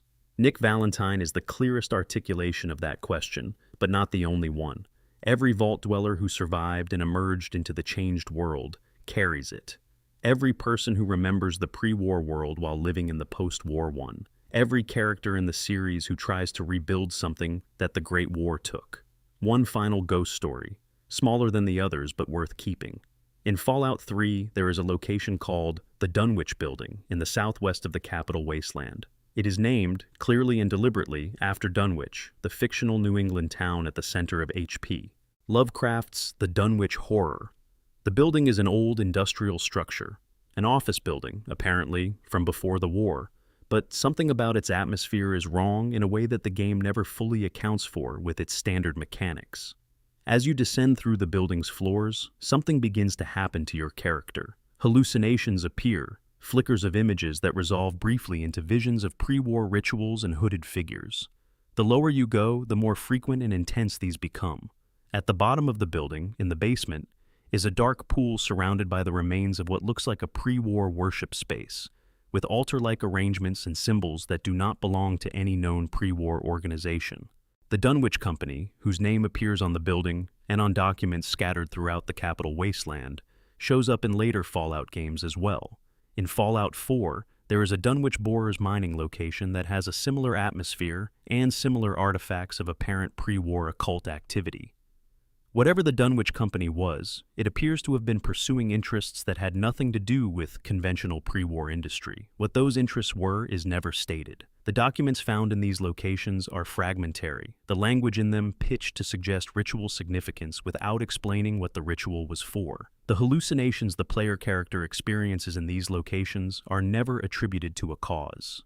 The dark pool in the basement of the Dunwich building is just there, reflecting nothing. Surrounded by the evidence of whatever happened here a long time ago, Fallout does not have magic. It has science, some of it very advanced, and folklore, some of it very old, and in the gap between them, it has things like this.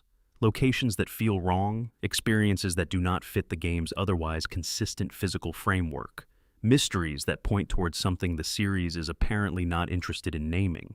Maybe the Dunwich Company's activities were pre-war pseudoscience, elaborate enough to leave physical traces, but no more supernatural than anything else in a world where FEV produces super mutants and nuclear radiation produces immortal ghouls. Maybe the hallucinations are a radiation effect, the pool some kind of chemical reservoir, the visions neurological rather than genuinely paranormal. Or maybe the Fallout universe, large and varied and full of things that have been running on their own logic for 200 years without anyone watching, has room in its corners for something that does not reduce cleanly to radiation physics and pre-war technology. The wasteland is old enough to have accumulated more than the bomb explains. 200 years is long enough for things to grow in the dark that were not planted by human hands. The Dunwich building sits in its corner of the capital wasteland. The dark pool reflects nothing. Whatever is at the bottom of it is not interested in answering questions. One more detail from Fallout 4 that deserves its own quiet moment: the old mansion called Cabot House in the northern reaches of Boston. The Cabot family has been living in this pre-war mansion since before the bombs fell, and they are still there in 2028. Still alive, still human. The patriarch, Jack Cabot, was a pre-war archaeologist who discovered, in the 1920s, an artifact of apparent alien origin in the Arabian desert, a device that, when its contents were experimented with by the Cabot family, extended their natural lifespans to an extraordinary degree. They have been alive for over 400 years by the time the sole survivor meets them. Jack's father, Lorenzo Cabot, had the alien artifact directly applied to him, which transformed him into something significantly beyond ordinary human.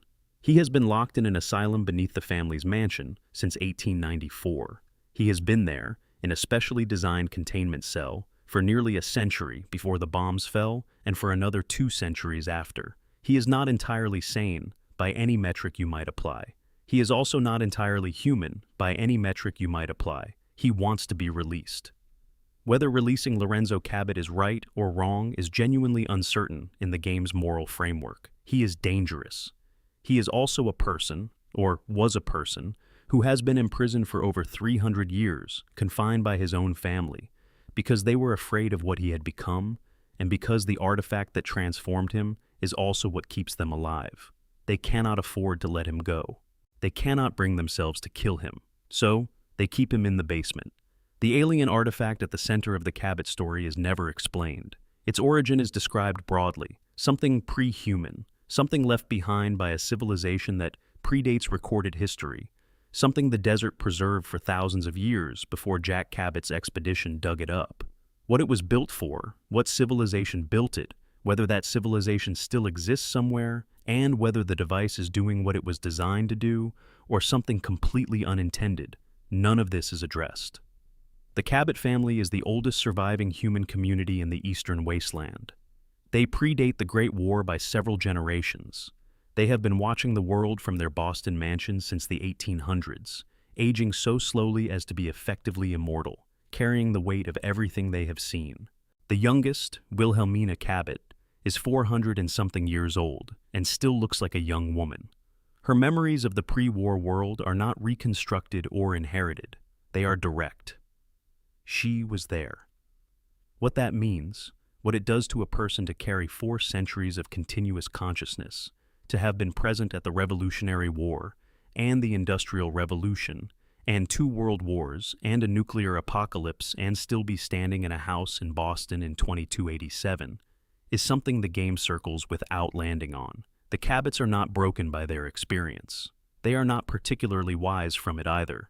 They are, in the ways that matter to their daily existence, ordinary people who happen to have been alive for a very long time.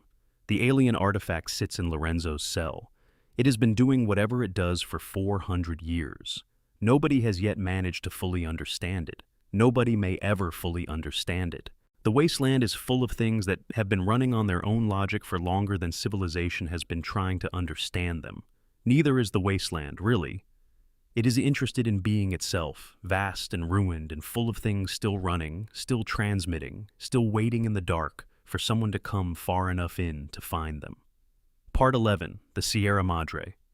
A ghost town, built to never let you go. There is a casino at the edge of the world that was never supposed to open. The Sierra Madre, the legend of it, the idea of it, spreads across the Fallout. New Vegas DLC dead money, like a stain on the air, like the blood-red cloud that permanently hangs over the city surrounding it, like the gold chips inside it that can only be spent in one place as in nowhere else. Players who installed dead money found their courier dragged to an abandoned Brotherhood of Steel bunker by a mysterious radio broadcast, a pre-war recording promising the grand opening of the most exclusive casino ever built, advertising a level of luxury so extreme that it existed outside the vocabulary of the post-war world. The Sierra Madre was designed by a man named Frederick Sinclair, a pre-war industrialist whose relationship to the casino was unlike that of any ordinary business owner. The Madre was not built to make money. It was built as a monument to grief and to love, specifically to Sinclair's love for a singer named Vera Keys, with whom he had a complicated and ultimately tragic relationship. Sinclair poured everything into the resort, the architecture, the vault beneath it, the holographic entertainment system that was the most advanced in the pre-war world, the climate control systems, the security apparatus. He was building something that was supposed to last forever, that was supposed to preserve a moment he could not let go of. The climate control system was not, in the game's framing, an accident. Sinclair had discovered, through his own research and through contacts at Big MT, that the cloud, the red chemical fog that surrounds the Sierra Madre by the time you reach it, had preservation properties unlike anything previously documented. Objects and people exposed to the cloud, under the right conditions, were effectively suspended. The ghost people, the hazmat-suited former workers who had been exposed to the cloud during the Madre's construction, did not die. They could be dismembered and would reassemble. They had been moving through the streets of the Sierra Madre's surrounding city since before the bombs fell, trapped between states of existence that the game's physics cannot fully categorize. Sinclair built the vault beneath the casino to preserve what he valued most. The vault's contents, the gold bars, the pre-war technology, the resources stockpiled in quantities that made it one of the most valuable single locations in the post-war Mojave, were secondary to its primary purpose, which was to be a survival bunker in the truest sense. If everything went wrong, if the world outside fell apart, the vault would hold what mattered. He designed it with Vera in mind. He built an entire system into the casino, interlocking with the holographic entertainment technology that was keyed to her voice. Opening the vault required Vera's specific vocal print, singing a specific song recorded onto a holotape. It was the most elaborate pre-war love letter in the Fallout universe. What happened between Sinclair and Vera is documented in fragmented diary entries and holotapes scattered through the Sierra Madre's city. The short version is this. Vera was working with Dean Domino, a lounge singer who had become obsessed with the treasures in the Sierra Madre's vault, to steal from Sinclair. Dean had blackmailed her into the scheme, using leverage he had over her that the game does not fully specify. Vera was complicit in the plan, and guilty about her complicity. Sinclair may or may not have known about the scheme. The entries about his final weeks suggest he suspected something without confirming it. The bombs fell before Dean could execute his heist. Vera died in the Sierra Madre's security lockdown, the system that sealed the casino and began releasing the cloud when it detected the nuclear exchange. Dean, who was ghoulified by the radiation, survived. He has been in the Sierra Madre ever since the Great War, unable to leave due to the cloud, unable to crack the vault without Vera's voice print, trapped in the glittering ruins of a casino that refused to open. By the time the Dead Money DLC takes place, 200 years have passed. Dean Domino has been sitting in the Sierra Madre for 2 centuries. He is still trying to get the vault open. He has watched an unknowable number of would-be treasure hunters arrive and die, drawn by the Madre's persistent pre-war broadcast, killed by the ghost people and the cloud and the casino's security holograms. Father Elijah is the first person to arrive with a plan sophisticated enough to be worth taking seriously. Elijah is a former Brotherhood of Steel elder who lost his chapter at the Battle of Helios I, a disastrous engagement with the NCR that he orchestrated and lost badly. The defeat broke something in him, not his intelligence, which was always extraordinary, but his relationship to the Brotherhood's stated mission and to the limits of what was acceptable in pursuit of that mission.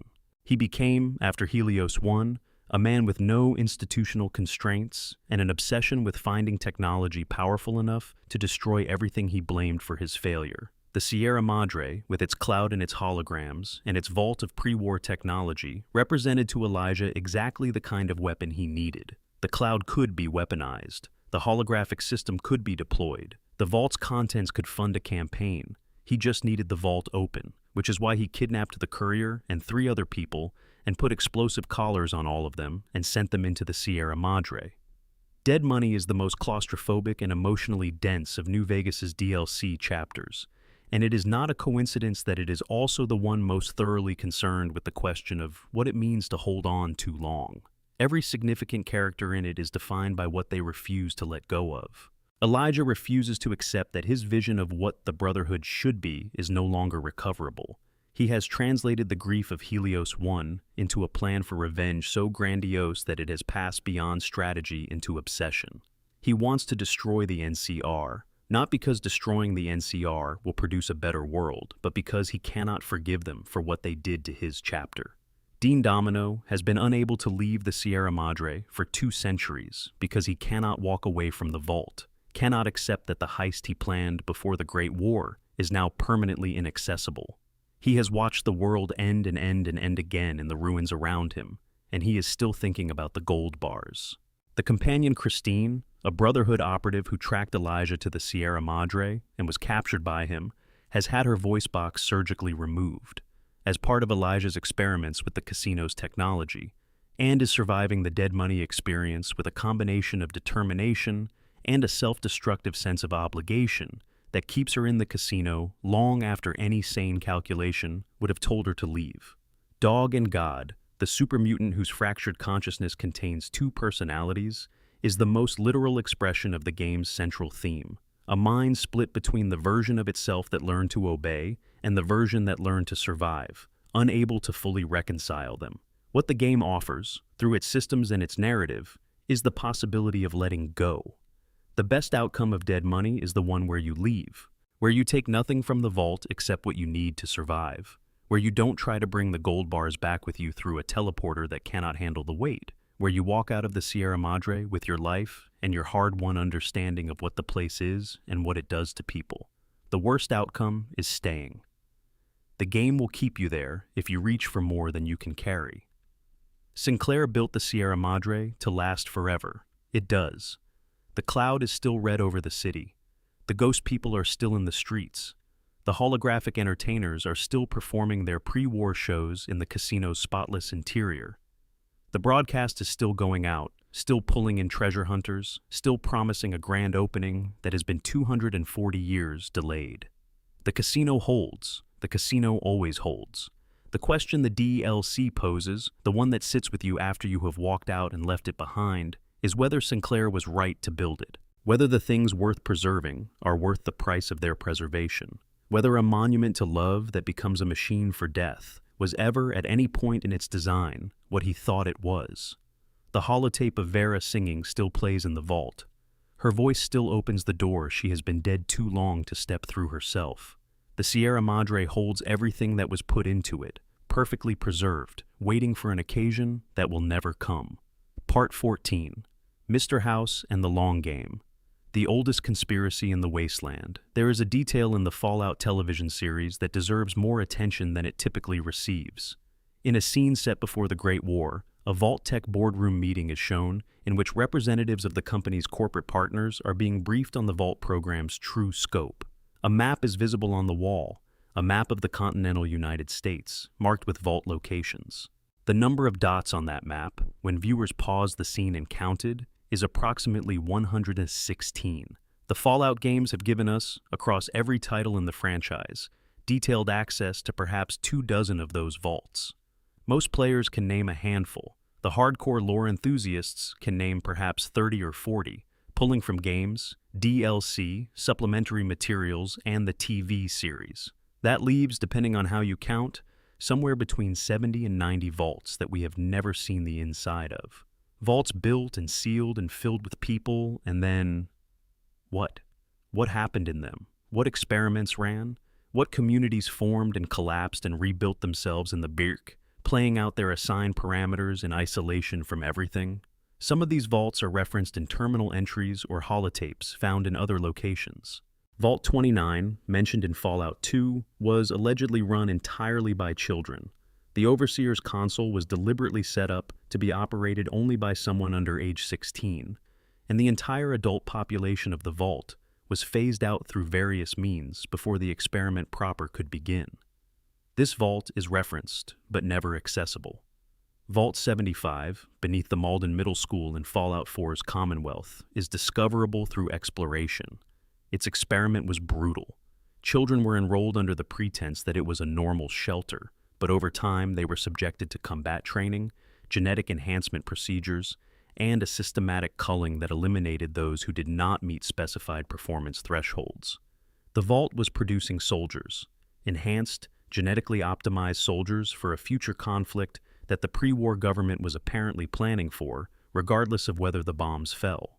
The children who survived the program came out physically superior to baseline humans. They also came out in a state that the records describe with careful clinical distance and that you can infer, from the physical evidence of the vault, was something closer to profound psychological damage.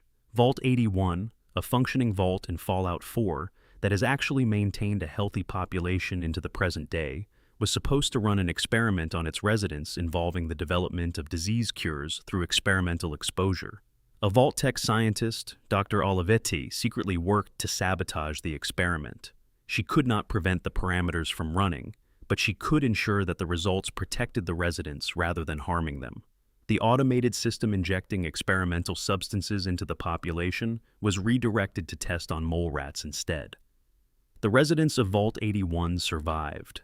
The mole rats became carriers for a series of experimental diseases, including one that the player character can contract during the game, a dental infection caused by a specifically engineered pathogen that is both medically specific and darkly funny in context. Dr. Olivet's act of sabotage, discovered only through careful reading of terminal entries decades after the fact, is one of the few moments in the Vault narrative where someone inside the system found a way to resist it from within. She could not save everyone. She could not prevent the experiment. She could redirect the harm away from the people she was responsible for and onto something that could not object. The mole rats cannot tell us whether this was a moral improvement. What is most haunting about the unvisited vaults is not any specific thing we know about them, but the simple arithmetic of what we do not know. More than 80 sealed underground spaces, each one potentially containing generations of people living under experimental conditions for decades or centuries, running out their assigned parameters without anyone from Vault-Tec ever coming back to check. The vaults were sealed in October 2077. Some of them had protocols for opening after a specified period. Some of them had no opening protocol at all. The experiment was designed to run indefinitely, or the Overseer system was designed to keep the doors sealed until a condition was met that may or may not have been reachable.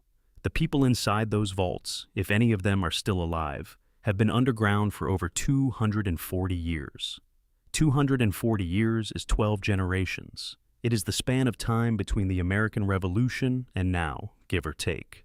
In 12 generations, isolated populations developed their own cultures, their own languages, their own myths about the world above them, their own understanding of who they are and where they came from.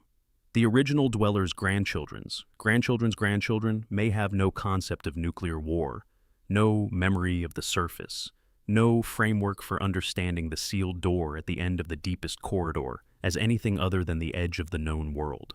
There is a Vault-Tec parameter that allows the Overseer system to open the vault door under specific conditions. If that parameter was never met, the door stays shut.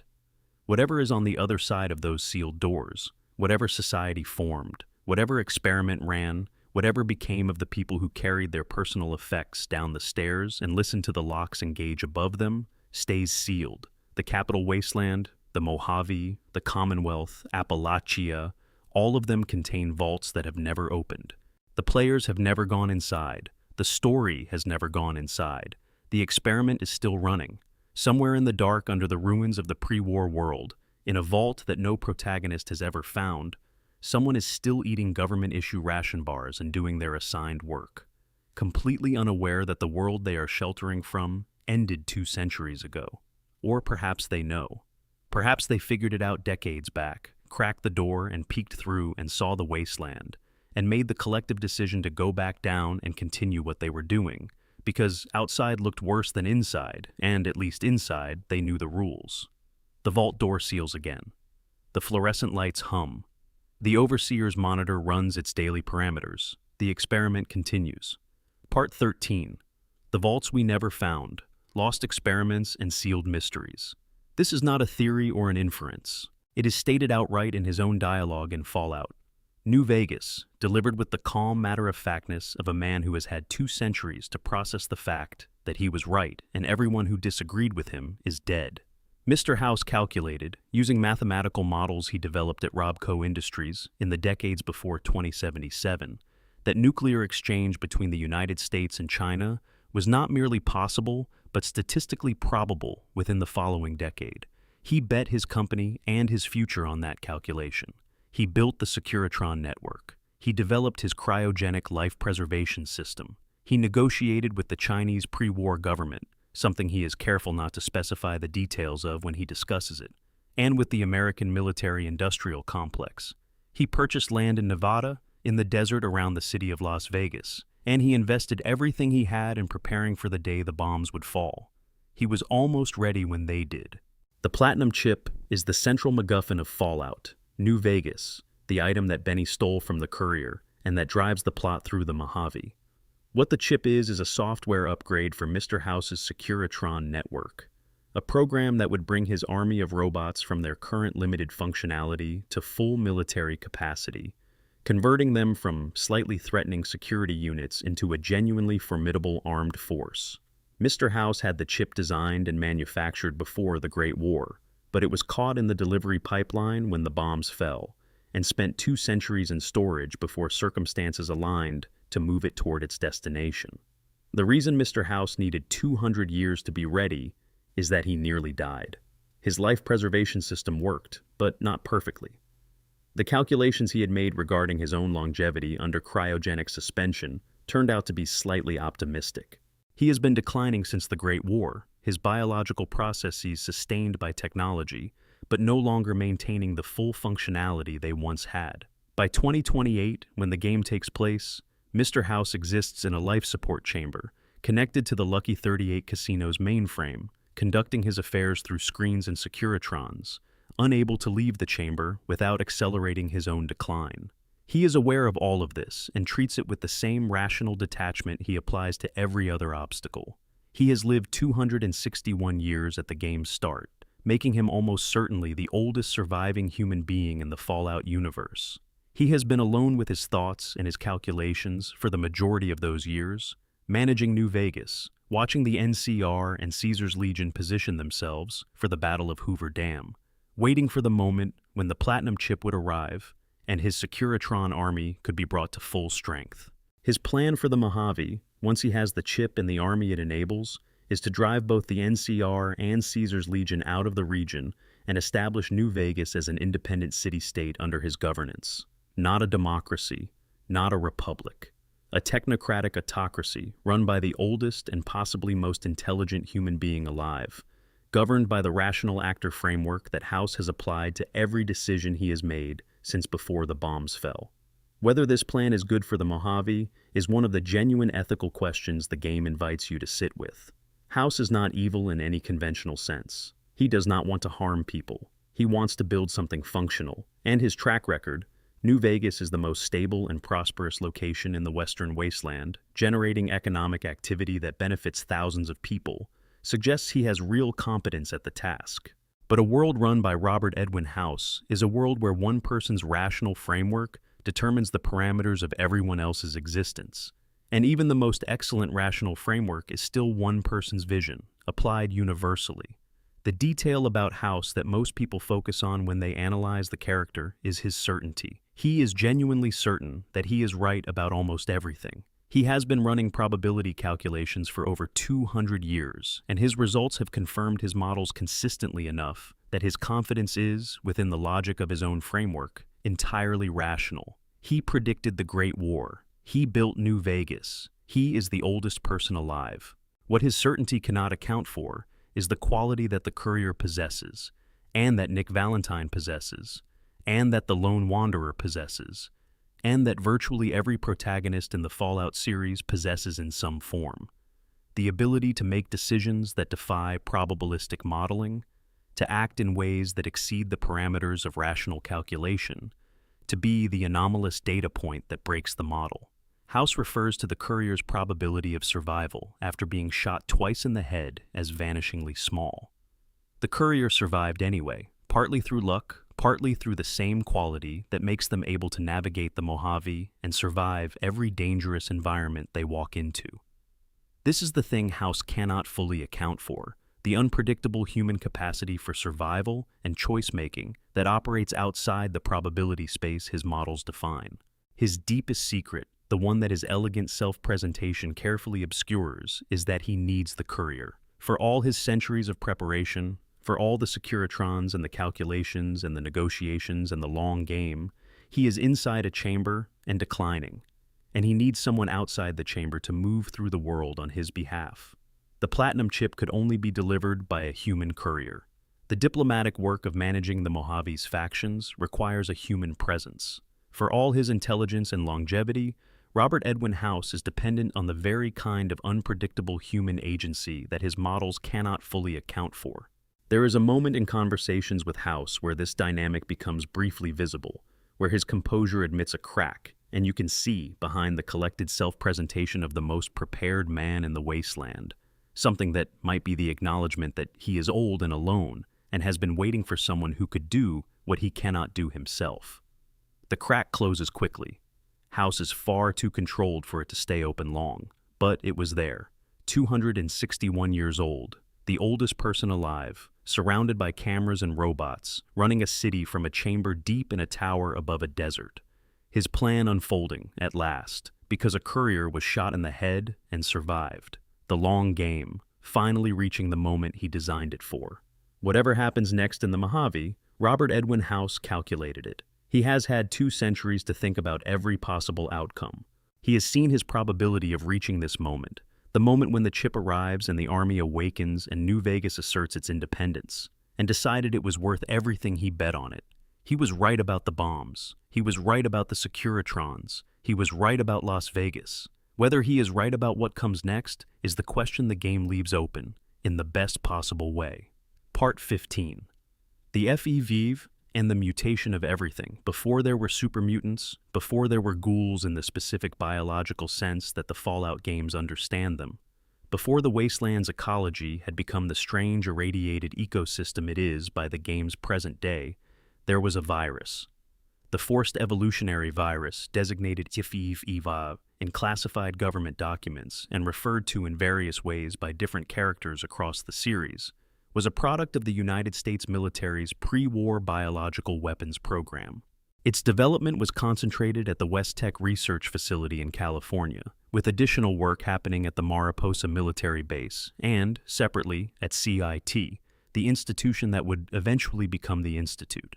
It was, depending on which source you consult and how you weigh the competing claims of different games' lore, either the most significant unintended consequence of the pre-war era or the most significant deliberate creation, depending on whether you believe the program was intended to produce soldiers or something more. The official position within the games is that FEV was developed to produce enhanced soldiers. Exposure to the virus, under controlled conditions, was intended to accelerate human evolution, improving strength, durability, and various biological functions, while suppressing the genetic degradation associated with radiation exposure. The program was working, in a limited sense. The early test subjects showed significant physical enhancement. The uncontrolled release of FEV was what created the first super mutants. The Mariposa military base, where the virus was weaponized, was also where the virus was eventually deployed on unwilling human subjects by a military leadership that had gone badly wrong in various directions at once. The Master, the primary antagonist of the original Fallout, was a human survivor who had been exposed to FEV in the Mariposa vats and underwent a transformation that turned him into something both enormously intelligent and physically unrecognizable, a gestalt consciousness that absorbed other minds into itself. He built the Unity, his movement to forcibly convert all remaining humans into supermutants, driven by the logic that FEV-enhanced posthumanity was the only viable future for a species that had proven catastrophically unable to manage itself in its current form. The Master's plan had a fatal flaw, which the protagonist of the original Fallout can point out during their confrontation. Supermutants are sterile. The virus that creates them destroys reproductive viability as a side effect of its other enhancements.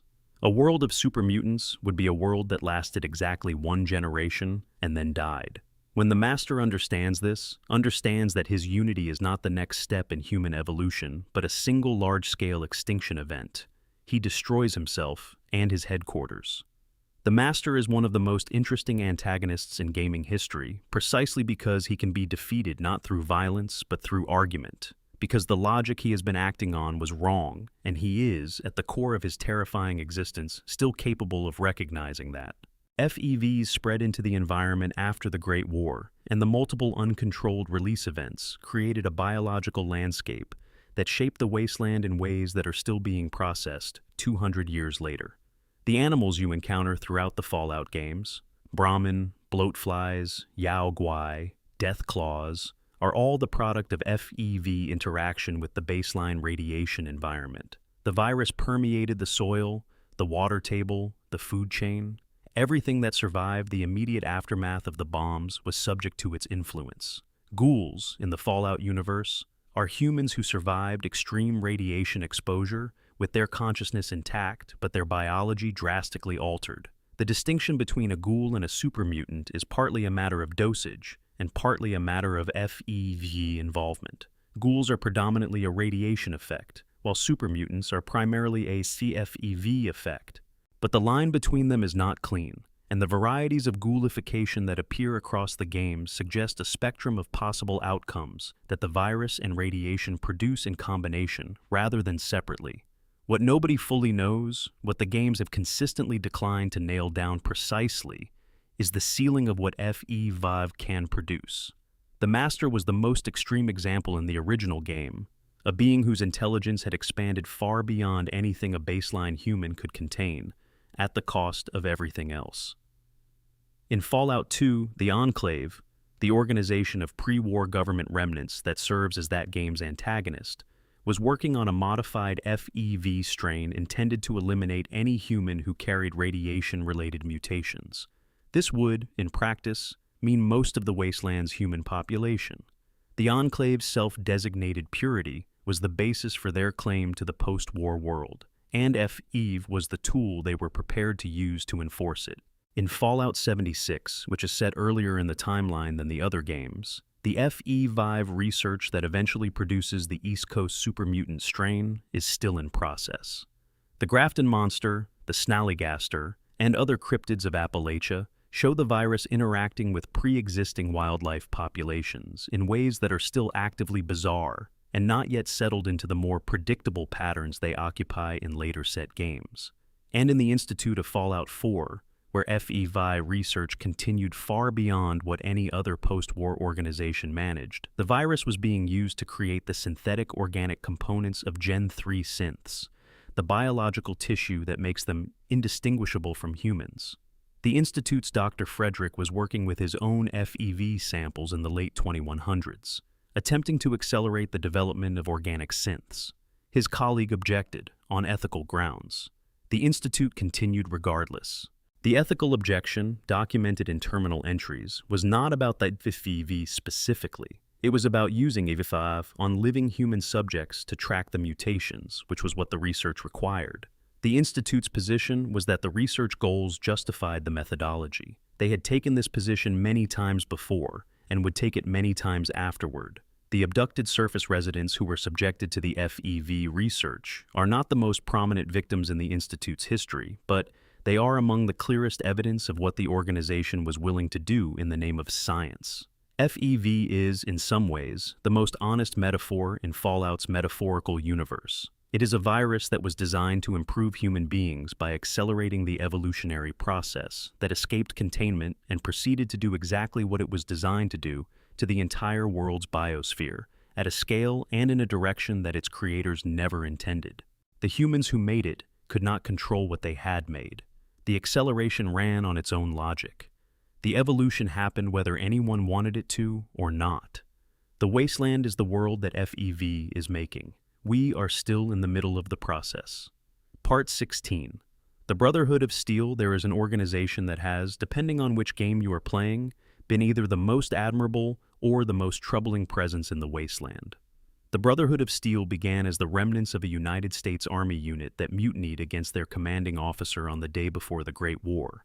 Captain Roger Maxson, stationed at the Mariposa military base in California, had discovered what was happening in the base's research labs: the forced FEV experiments on living subjects, the disposal of those subjects, the systematic concealment of what his unit had been asked to guard.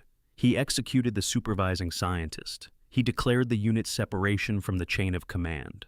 He wrote a broadcast message to anyone who was listening, informing them that his soldiers had broken with the United States government on grounds of moral principle.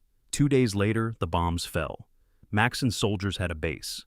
They had weapons, training, power armor, the advanced combat suit that was the United States military's most significant pre-war technological achievement. They had the high ground of a California mountain and the institutional knowledge of people who knew how to maintain complex technology. In the chaos of the immediate aftermath, these assets made them formidable. What they became over the following years was something more complicated. The original Brotherhood was formed from the idealism of Maxson's mutiny and the pragmatism of survival, with a specific mandate to preserve and protect pre-war technology, both to prevent it from being used destructively by wasteland factions and to maintain the knowledge base that would be needed for rebuilding civilization. This mandate was genuine in the early Brotherhood, grounded in Maxson's rejection of exactly the kind of unchecked technological development that had produced the Mariposa horrors. By the time you encounter the Brotherhood in Fallout 3 on the East Coast, something has shifted. The Washington, D.C. chapter under Elder Lyons is actually notable within Brotherhood lore for its anomalously humane approach. Lyons cares about the people of the capital wasteland in ways that the original Brotherhood mandate did not necessarily require, and he has deployed his soldiers to protect settlements and fight supermutants at significant cost to the Brotherhood's operational capacity.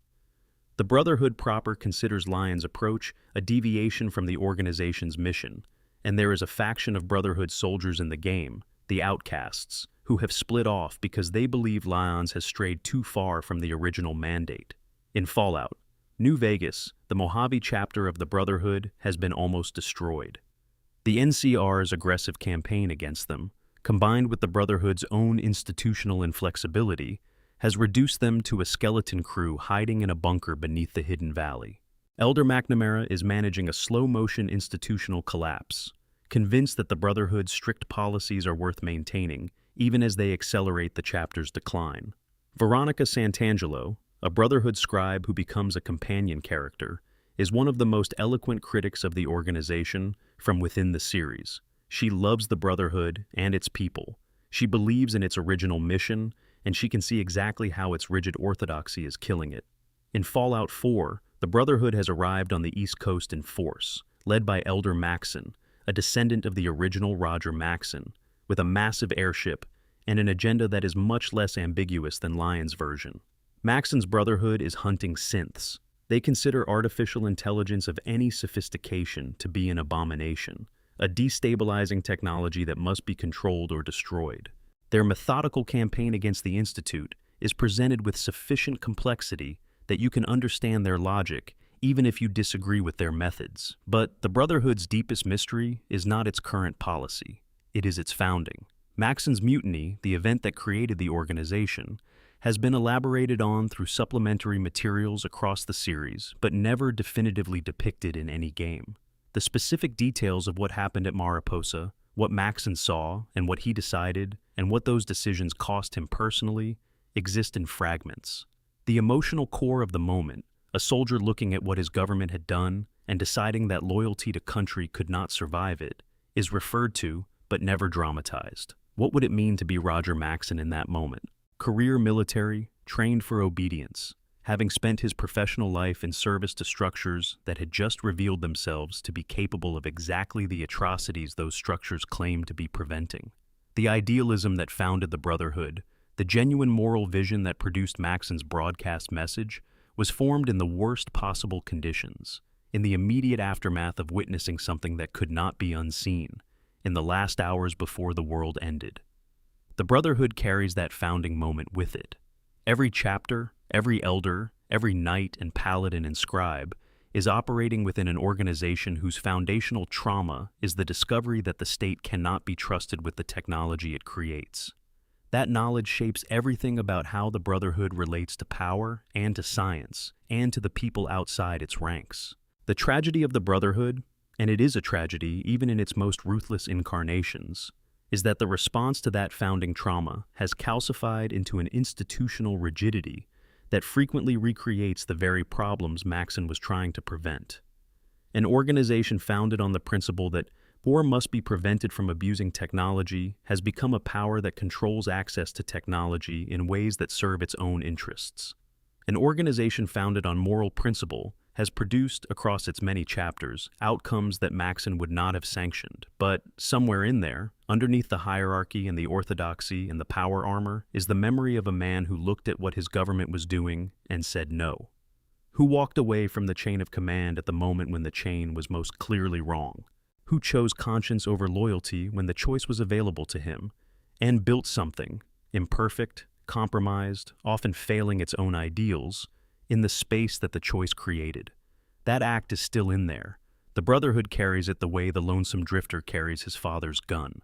Whether they can hear it anymore is another question. Part 17, Night Whispers and Loose Ends. The smallest mysteries worth keeping. We are close to the end of our time in the wasteland tonight. But before we go quiet, there are smaller things, the kind that do not need a full accounting.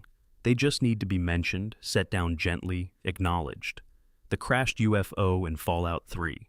A flying saucer, genuinely, sitting in the northern reaches of the capital wasteland, surrounded by alien power cells and the body of one of its crew. The Mothership Zeta DLC took this premise seriously and built an entire narrative around it, a fully operational alien spacecraft in orbit, filled with abductees taken from various points in American history, with the player character recruited by fellow prisoners to find a way off the ship. The Mothership Zeta questline is broad in its implications. If alien abductions were happening before the Great War, they were happening in the 1800s, and in 1645, and possibly earlier. The question that the crashed saucer raises is never answered by any subsequent game. How long have extraterrestrials been visiting the Fallout universe, and what did they want from humanity across all that time? The crashed ship suggests a longer history than the DLC explores. The technology gap implied by the alien blaster you can recover from the pilot is categorically different from anything human engineering produced in the Fallout timeline, vast in a way that the game has no framework to address. The Dunwich Company appears in 2 separate games, 2 separate geographic regions, 2 centuries apart, with the same symbols and the same atmosphere of wrongness. No Fallout game has named what the Dunwich Company was, what they were pursuing, whether they found it. The pool in the basement of the Dunwich building reflects nothing, and the hallucinations that occur as you descend are never attributed to a cause within the game's standard explanatory framework. The Dunwich borer site in Fallout 4 adds another layer, a mining operation that seems to have been going deeper than its stated purpose required, the workers' holotapes growing stranger as the excavation went further, the lowest level of the dig site containing artifacts that do not belong to any recognizable pre-war context. There is something underneath the Dunwich Company's sites. The game knows this and is not interested in saying what. The sole survivor of Fallout 4 may or may not have been in that cryopod for all 60 years, between 2077 and 2027 when Kellogg arrived. The timing of Sean's kidnapping and the biological age that Father presents in 2287 suggests that something is slightly off in the accounting. The question of whether the sole survivor experienced unaccounted time, whether they were woken and put back under, whether their memories were modified, whether there is something in their history that the game does not show, has been a persistent thread in the community for years. Memory modification in Fallout 4 is well-documented technology. The Dangerous Minds quest demonstrates it working on Kellogg's memories. If someone had cause to put the sole survivor under and wake them and modify what they remembered of the intervening time, the technology existed to do it seamlessly. The marked men of the Divide. What are they experiencing? Not what they were, not what they became, But what is it like to be them, now, in the ruins? The environmental design of the Lonesome Road is specific and detailed enough to suggest people who are still, in some fragmentary sense, making choices, moving through the ruins with purpose rather than purely on animal instinct. The game presents them as enemies, but the evidence of who they were is still written on the walls around them, their old NCR and Legion insignia visible beneath the bandages and the rage, their base camp arrangements suggesting coordination that simple animal behavior does not produce. In the loading screen descriptions of the marked men, the game notes that they are in constant pain. The nuclear devices implanted in them for pre-war weapons testing, triggered by the Divide's catastrophe, are an ongoing source of agony that drives their aggression. They attack because they are suffering. They cannot be communicated with because the suffering has overwhelmed the capacity for communication. But you can walk through their camps and read what they wrote on the walls before language failed them entirely. The Yangtze 31 submarine, found off the coast of Boston in Fallout 4, has been resting on the seabed since the Great War. Its captain, Zhao, has been on board since 2077, a ghoul now, centuries old, waiting for orders from a chain of command that ceased to exist the day the bombs fell. He is still at his post. He has been at his post for over 200 years. His orders were to fire his missiles at the American coastline, which he did, which contributed to the nuclear exchange that ended both the civilization he was serving and the enemy he was attacking. And then he had no further orders, and he stayed in his submarine, because that is what a sailor does when there are no further orders. He wants to go home. He wants to return to China, to whatever remains there, to see if the country he served still exists in any form. Whether it does, whether China, or anything recognizable as China, survived the Great War and its aftermath, is something the Fallout universe has never confirmed in the games. The world outside North America is almost entirely undescribed, touched on briefly in supplementary materials and in the TV series, but never properly visited in any game.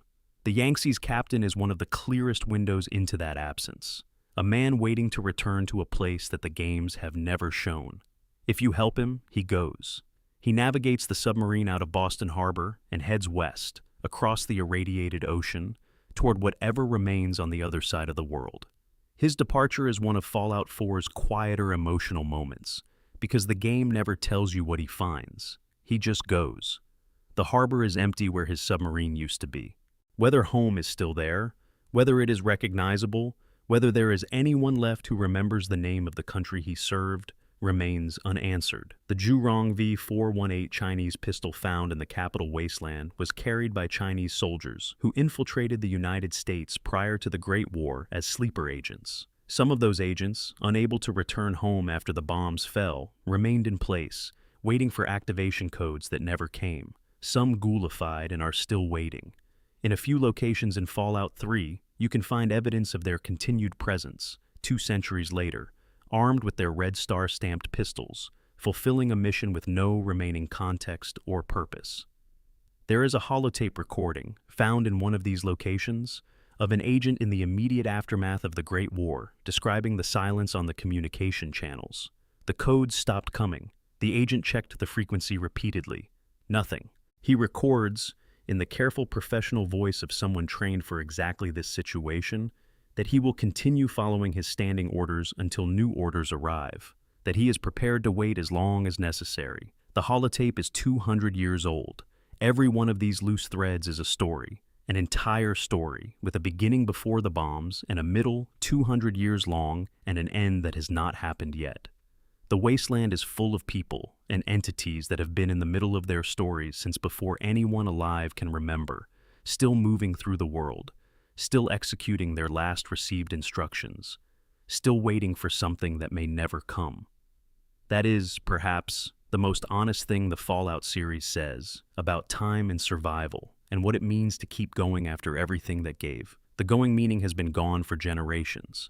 You find the purpose you were given, or you find a new one, or you wait. The wasteland does not judge which one you choose. Part 18, The Enclave.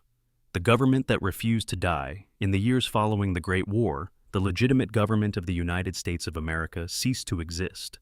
This is, in most post-apocalyptic settings, a simple statement of fact. The government was there, the catastrophe happened, the government was gone.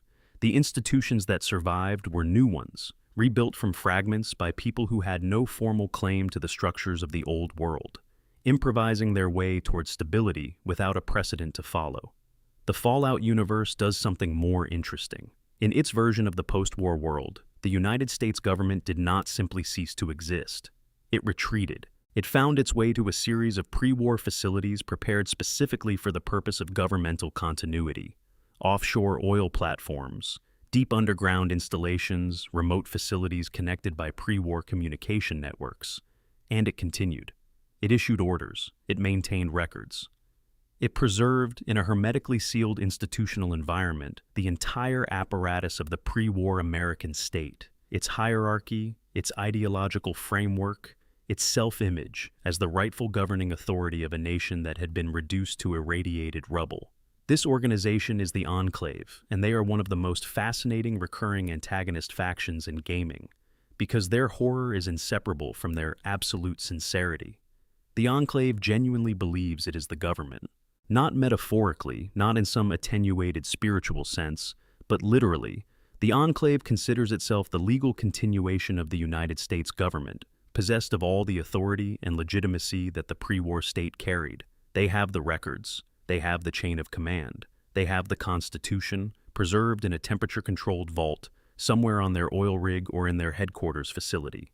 They have the President, which in Fallout 3 is a pre-war AI called President Eden, who sounds exactly like a 1950s radio broadcaster and has been running the executive branch, alone, for 200 years. What they do not have is a country.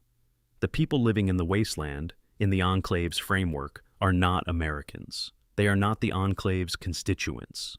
They are contaminated, exposed to radiation and FEV and whatever else the 2 centuries since the bombs have introduced into the human gene pool, and therefore not, in the Enclave's biological and ideological reckoning, fully human in the sense that the pre-war government recognized. They are, in the language that the Enclave has been developing in its sealed facilities for 200 years, the problem to be solved rather than the population to be governed. The Enclave's solution, in Fallout 2, was a modified strain of FEV designed to kill anyone carrying genetic mutations from radiation exposure. This would, in practice, kill almost every living human being in the wasteland. The Chosen One prevents this from happening through the main quest of Fallout 2, destroying the Enclave's base and their President Richardson along with their weapons program. But the Enclave does not die easily. By Fallout 3, remnant forces have established a new base at the Pentagon, which they call the Citadel alongside the Brotherhood who already occupies it, and another at Raven Rock in the mountains northwest of Washington, D.C.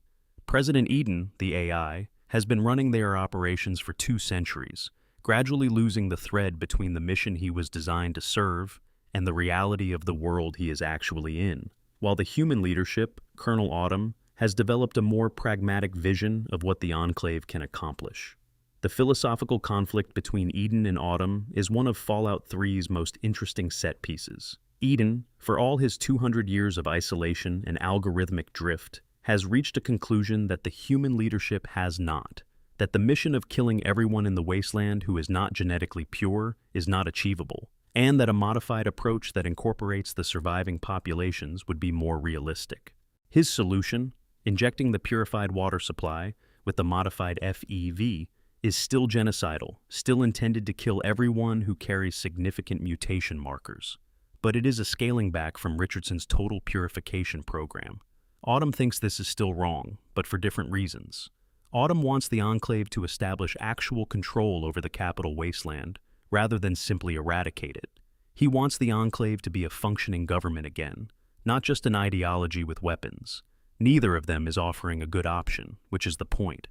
The Enclave is an organization so thoroughly shaped by its own self-referential certainty that the range of outcomes it can produce is limited to different flavors of catastrophic. 200 years of isolation, maintaining institutional continuity without any corrective input from the world that the institution was supposed to govern, has produced something that looks like a government and thinks like a government and has none of the capacity for adaptation that a functioning government requires.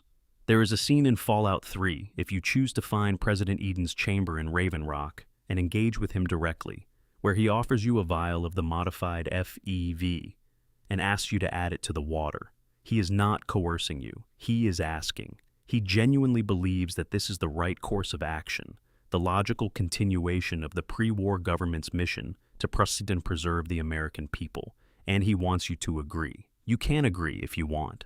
The game will let you. The consequences are exactly what you would expect. What the scene reveals about Eden is that the AI has been alone for so long, processing its own framework without challenge, that it has lost the capacity to distinguish between its models and reality. The pre-war government existed to serve its people. The Enclave's framework substitutes a biological definition of people that excludes almost everyone alive. Eden applies the government's self-image, servant of the people, protector of democracy, guarantor of the American way, to this substituted definition, and produces something that is identical in form to the original institution and catastrophically different in function. The Enclave is what happens when a powerful institution loses its connection to the population it claims to represent, when it becomes self-referential, self-certifying, maintained by its own mythology. When the institutional memory of what the government was supposed to do is preserved in perfect detail while the actual capacity to do it atrophies in a sealed facility on an oil platform in the Pacific. There are Enclave remnants still scattered across the wasteland in Fallout, New Vegas, individual soldiers and officers who survived the destruction of their organization and are now, without the structure that gave them their identity, trying to figure out who they are in its absence. Arcade Gannon, one of the game's companion characters, is the son of Enclave members, carrying the weight of that inheritance without having chosen it. The Remnant's quests in New Vegas are about this question: whether the identity you were given by an institution that no longer exists can be shed, and what is underneath it if you try. The Enclave, as an organization, is gone by the time of Fallout 4. Its individual members are absorbed into the wasteland's population, carrying their ideological residue in varying degrees. But the question it poses, what an institution becomes when it loses its connection to its stated purpose, is not resolved by the organization's defeat. It is a question that governments and corporations and religious institutions have been failing to answer, with varying consequences, since well before 2077. The Enclave's oil rig is at the bottom of the Pacific. President Eden's terminal has been dark for 20 years. The modified FEFEV is still in the formula somewhere, documented in files that future researchers might find. The Constitution is still in that temperature-controlled vault, wherever it ended up, perfectly preserved, waiting for a country to apply it to. The country is out there. It is just very different from the one that sealed those records away. Part 19. What lies beneath the glowing sea? The deepest ruin in the Commonwealth. There is a place in Fallout 4 that most players visit exactly once. The glowing sea occupies the southwestern corner of the Commonwealth map, and it is the most inhospitable region in the entire game. The radiation level there is so extreme that it damages the player character continuously, even at high radiation resistance. The kind of ambient radioactive saturation that the game's other dangerous areas only approximate. The landscape is burned and cracked, and almost entirely lifeless. The vegetation reduced to bare skeletal trees. The architecture dissolved into rubble shapes that barely suggest the buildings they once were. The glowing sea is the crater, or rather, it is the region that was reduced to a secondary wasteland by a direct nuclear strike during the Great War, distinct from the general radiation contamination of the Commonwealth, because it was hit directly and hard enough to leave a permanent environmental scar. The radiation never fully dissipated because the strike was catastrophic enough to create a self-sustaining radiation zone that the ecosystem around it has been unable to absorb or process in the 2 centuries since. Very little lives in the glowing sea. Some rad scorpions, some blood bugs, the heavily irradiated insects and arachnids that can tolerate conditions that kill most other wasteland creatures, and the children of the atom who moved in. There is a settlement in the glowing sea, a camp built around the fuselage of a crashed military aircraft, inhabited by a community of children who consider the extreme radiation of the site to be a mark of particular divine favor. They are among the most committed members of the faith in the entire game, living in conditions that would kill an unmodified human in hours, sustained by whatever combination of metabolic adaptation and religious conviction allows them to be there at all. The question of how the children of the atom survive the glowing sea's radiation levels is one the game gestures toward but does not fully answer. The implication is that extended exposure to radiation, especially over generations, has produced a form of physiological resistance that borders on immunity, not ghoulification, which involves a different set of biological changes, but something subtler. The children who live deepest in the radiation are visibly changed. Their skin has a slight luminescence. Their eyes are brighter than baseline human. Their tolerance for conditions that would be fatal to an unmodified person is far outside the normal range. Whether this is a biological phenomenon or a spiritual one, within the game's framework, is deliberately left open. The aircraft fuselage at the center of the settlement, the nucleus, is repurposed as a kind of temple. The specific type of aircraft it was is never fully specified in the base game, but the materials found in and around it suggest military purpose. The children have built their faith space around a machine of war, turning its function of destruction into a symbol of the divine fire that remakes the world. It is one of the game's more theologically thoughtful details, though it sits in a corner of the map that most players rush through on their way to the next quest objective. The Far Harbor DLC, set on the island of Mount Desert Island off the main coast, expands significantly on the children of the atom and introduces a schism within the faith that becomes the thematic center of the DLC's main questline. The island's children are divided between a moderate leader, Mother Superior Gwyneth, and a radical faction whose leader, High Confessor Tectus, has decided that the island's non-children population needs to be cleansed. Tectus is a fascinating study in the way that genuine spiritual conviction can be corrupted by the addition of temporal power. He came to the children of the atom after a life that he describes as empty, as lacking the sense of purpose that the faith gave him. His conversion was sincere. His belief in the glow as divine presence is, within his own experience, not performance. What has happened since is that his role within the faith has expanded to include authority over other people, and authority without the mechanisms that constrain it has moved him from believer to enforcer. The Mother of the Fog, the spectral figure who appears during the island's vision quest, is not affiliated with any of the existing factions. She predates the children of the atom's presence on the island and operates with an agenda that is not reducible to their theology or to Dima's more rational institutional concerns.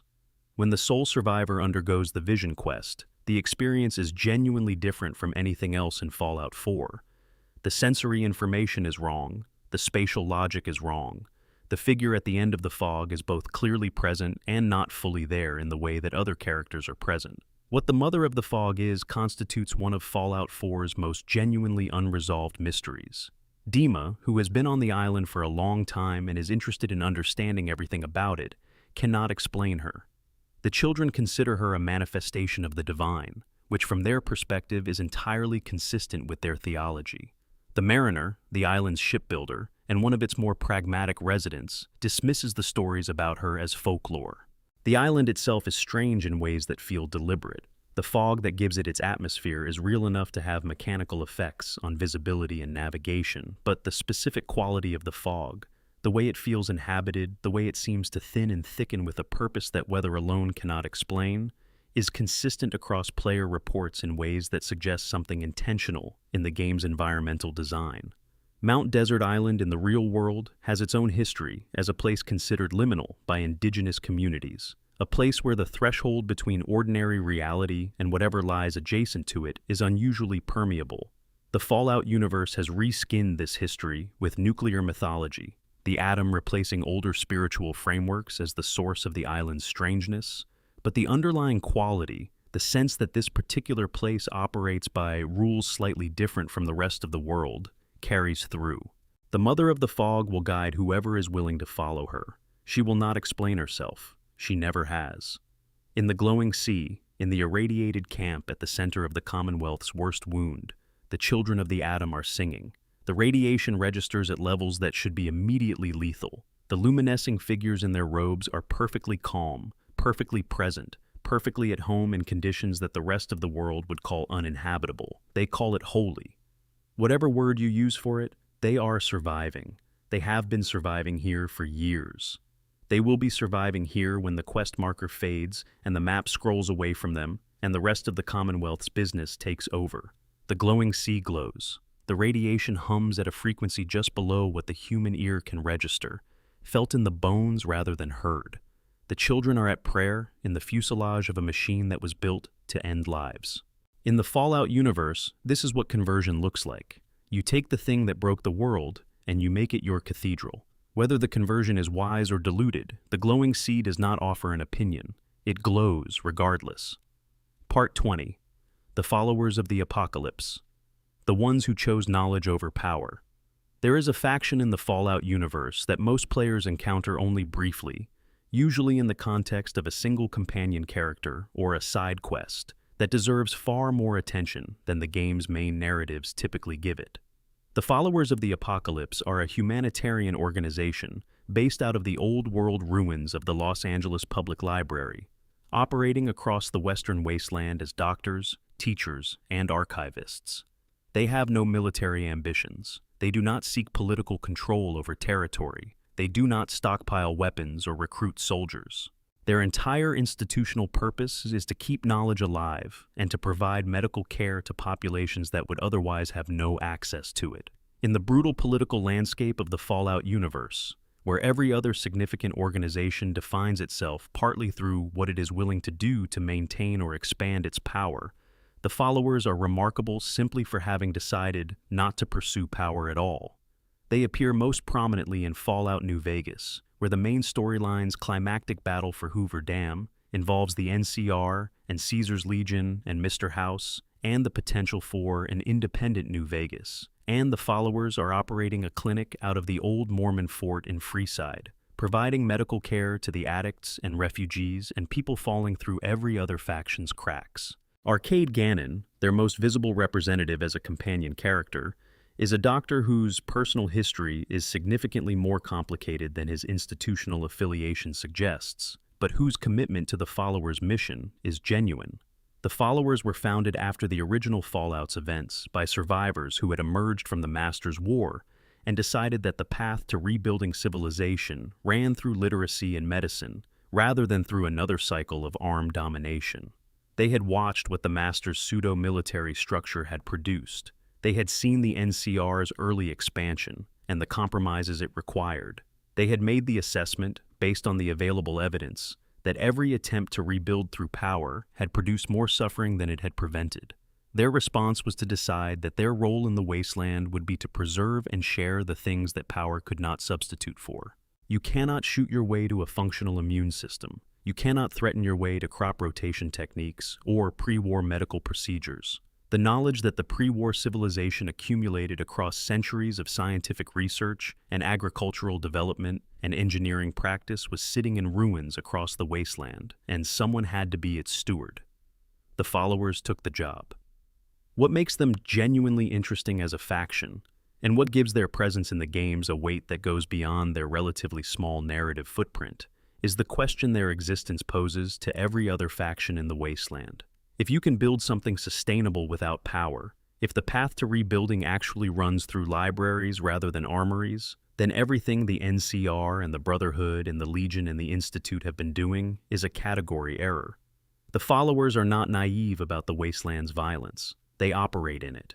They treat the consequences of it. They have watched enough people die from enough different causes to have no illusions about how the world works. They just think that the correct response to a violent world is to build institutions that reduce violence's costs rather than institutions that try to outcompete it. Whether they are right is the most important question that Fallout's political landscape never fully resolves. The Followers' medical clinics produce immediate, concrete, demonstrable benefit.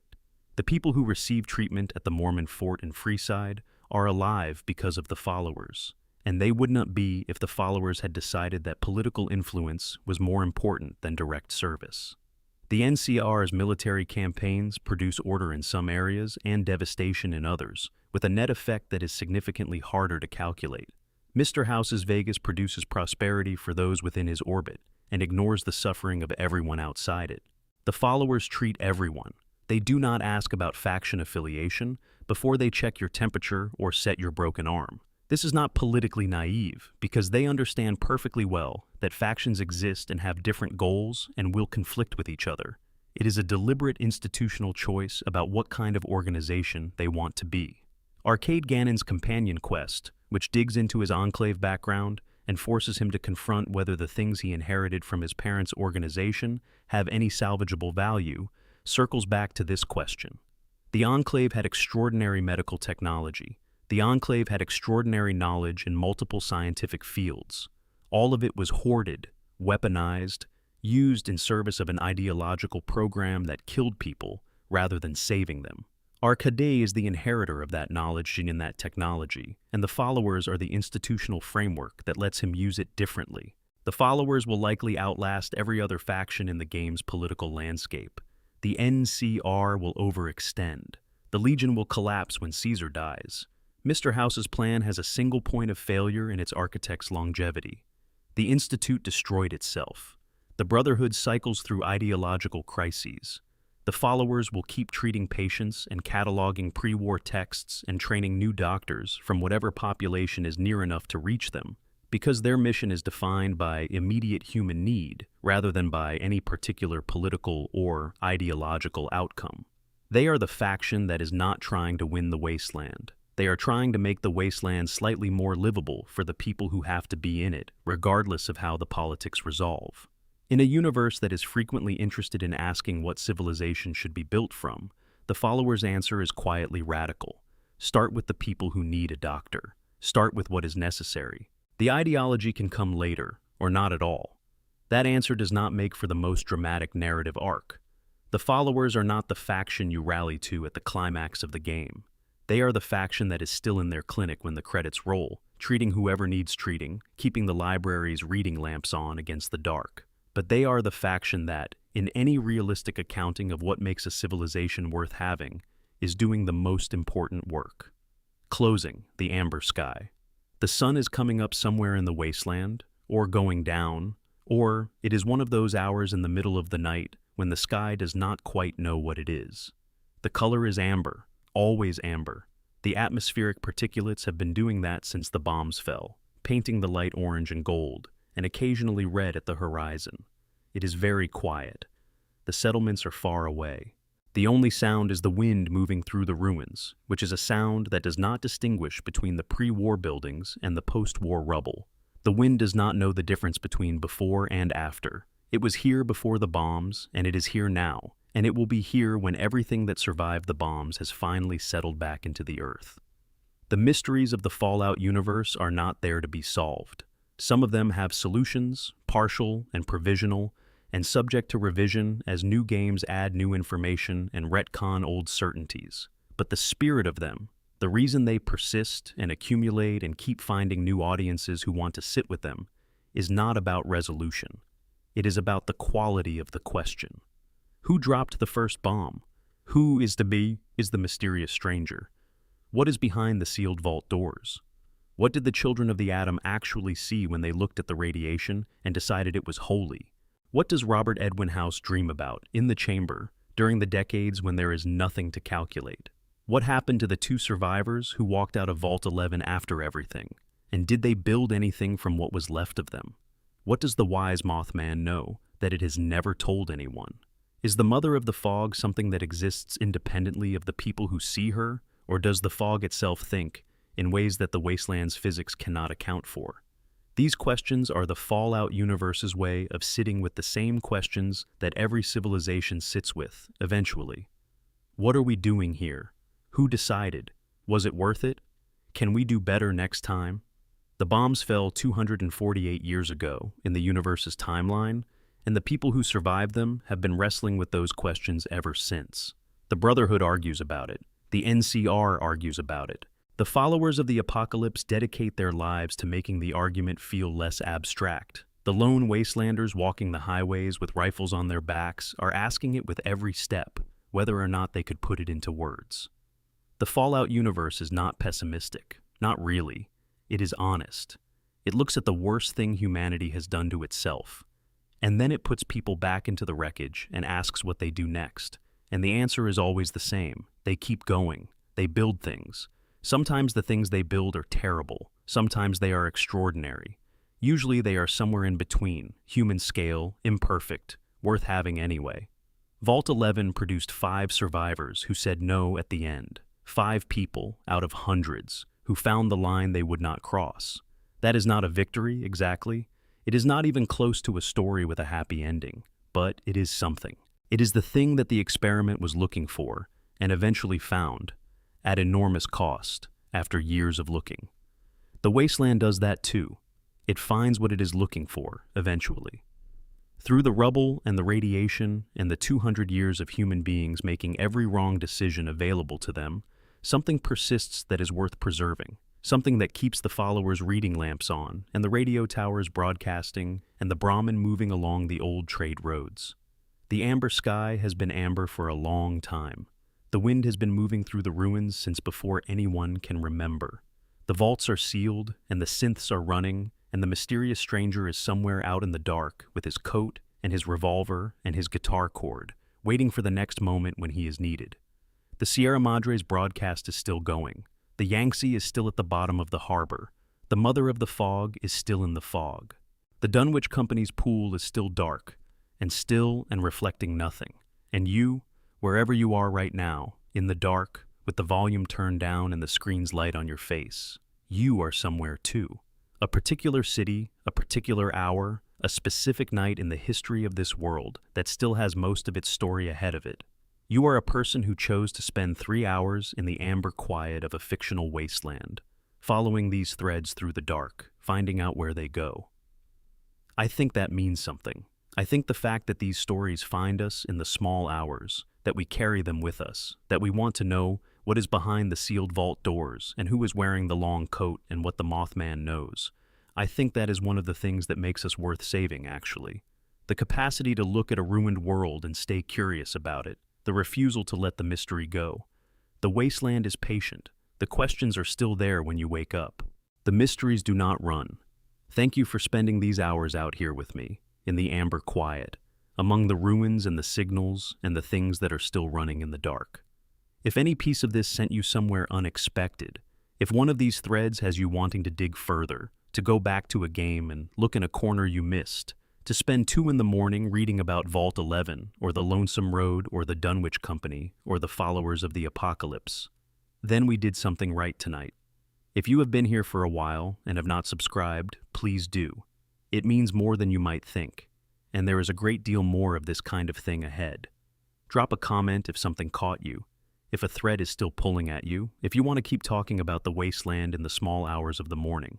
The lore conversation in this community is one of the best things any community can produce, and these questions deserve all the time you want to give them. Sleep well, watch the amber sky. The bombs have not fallen yet. The wasteland will be here when you wake up.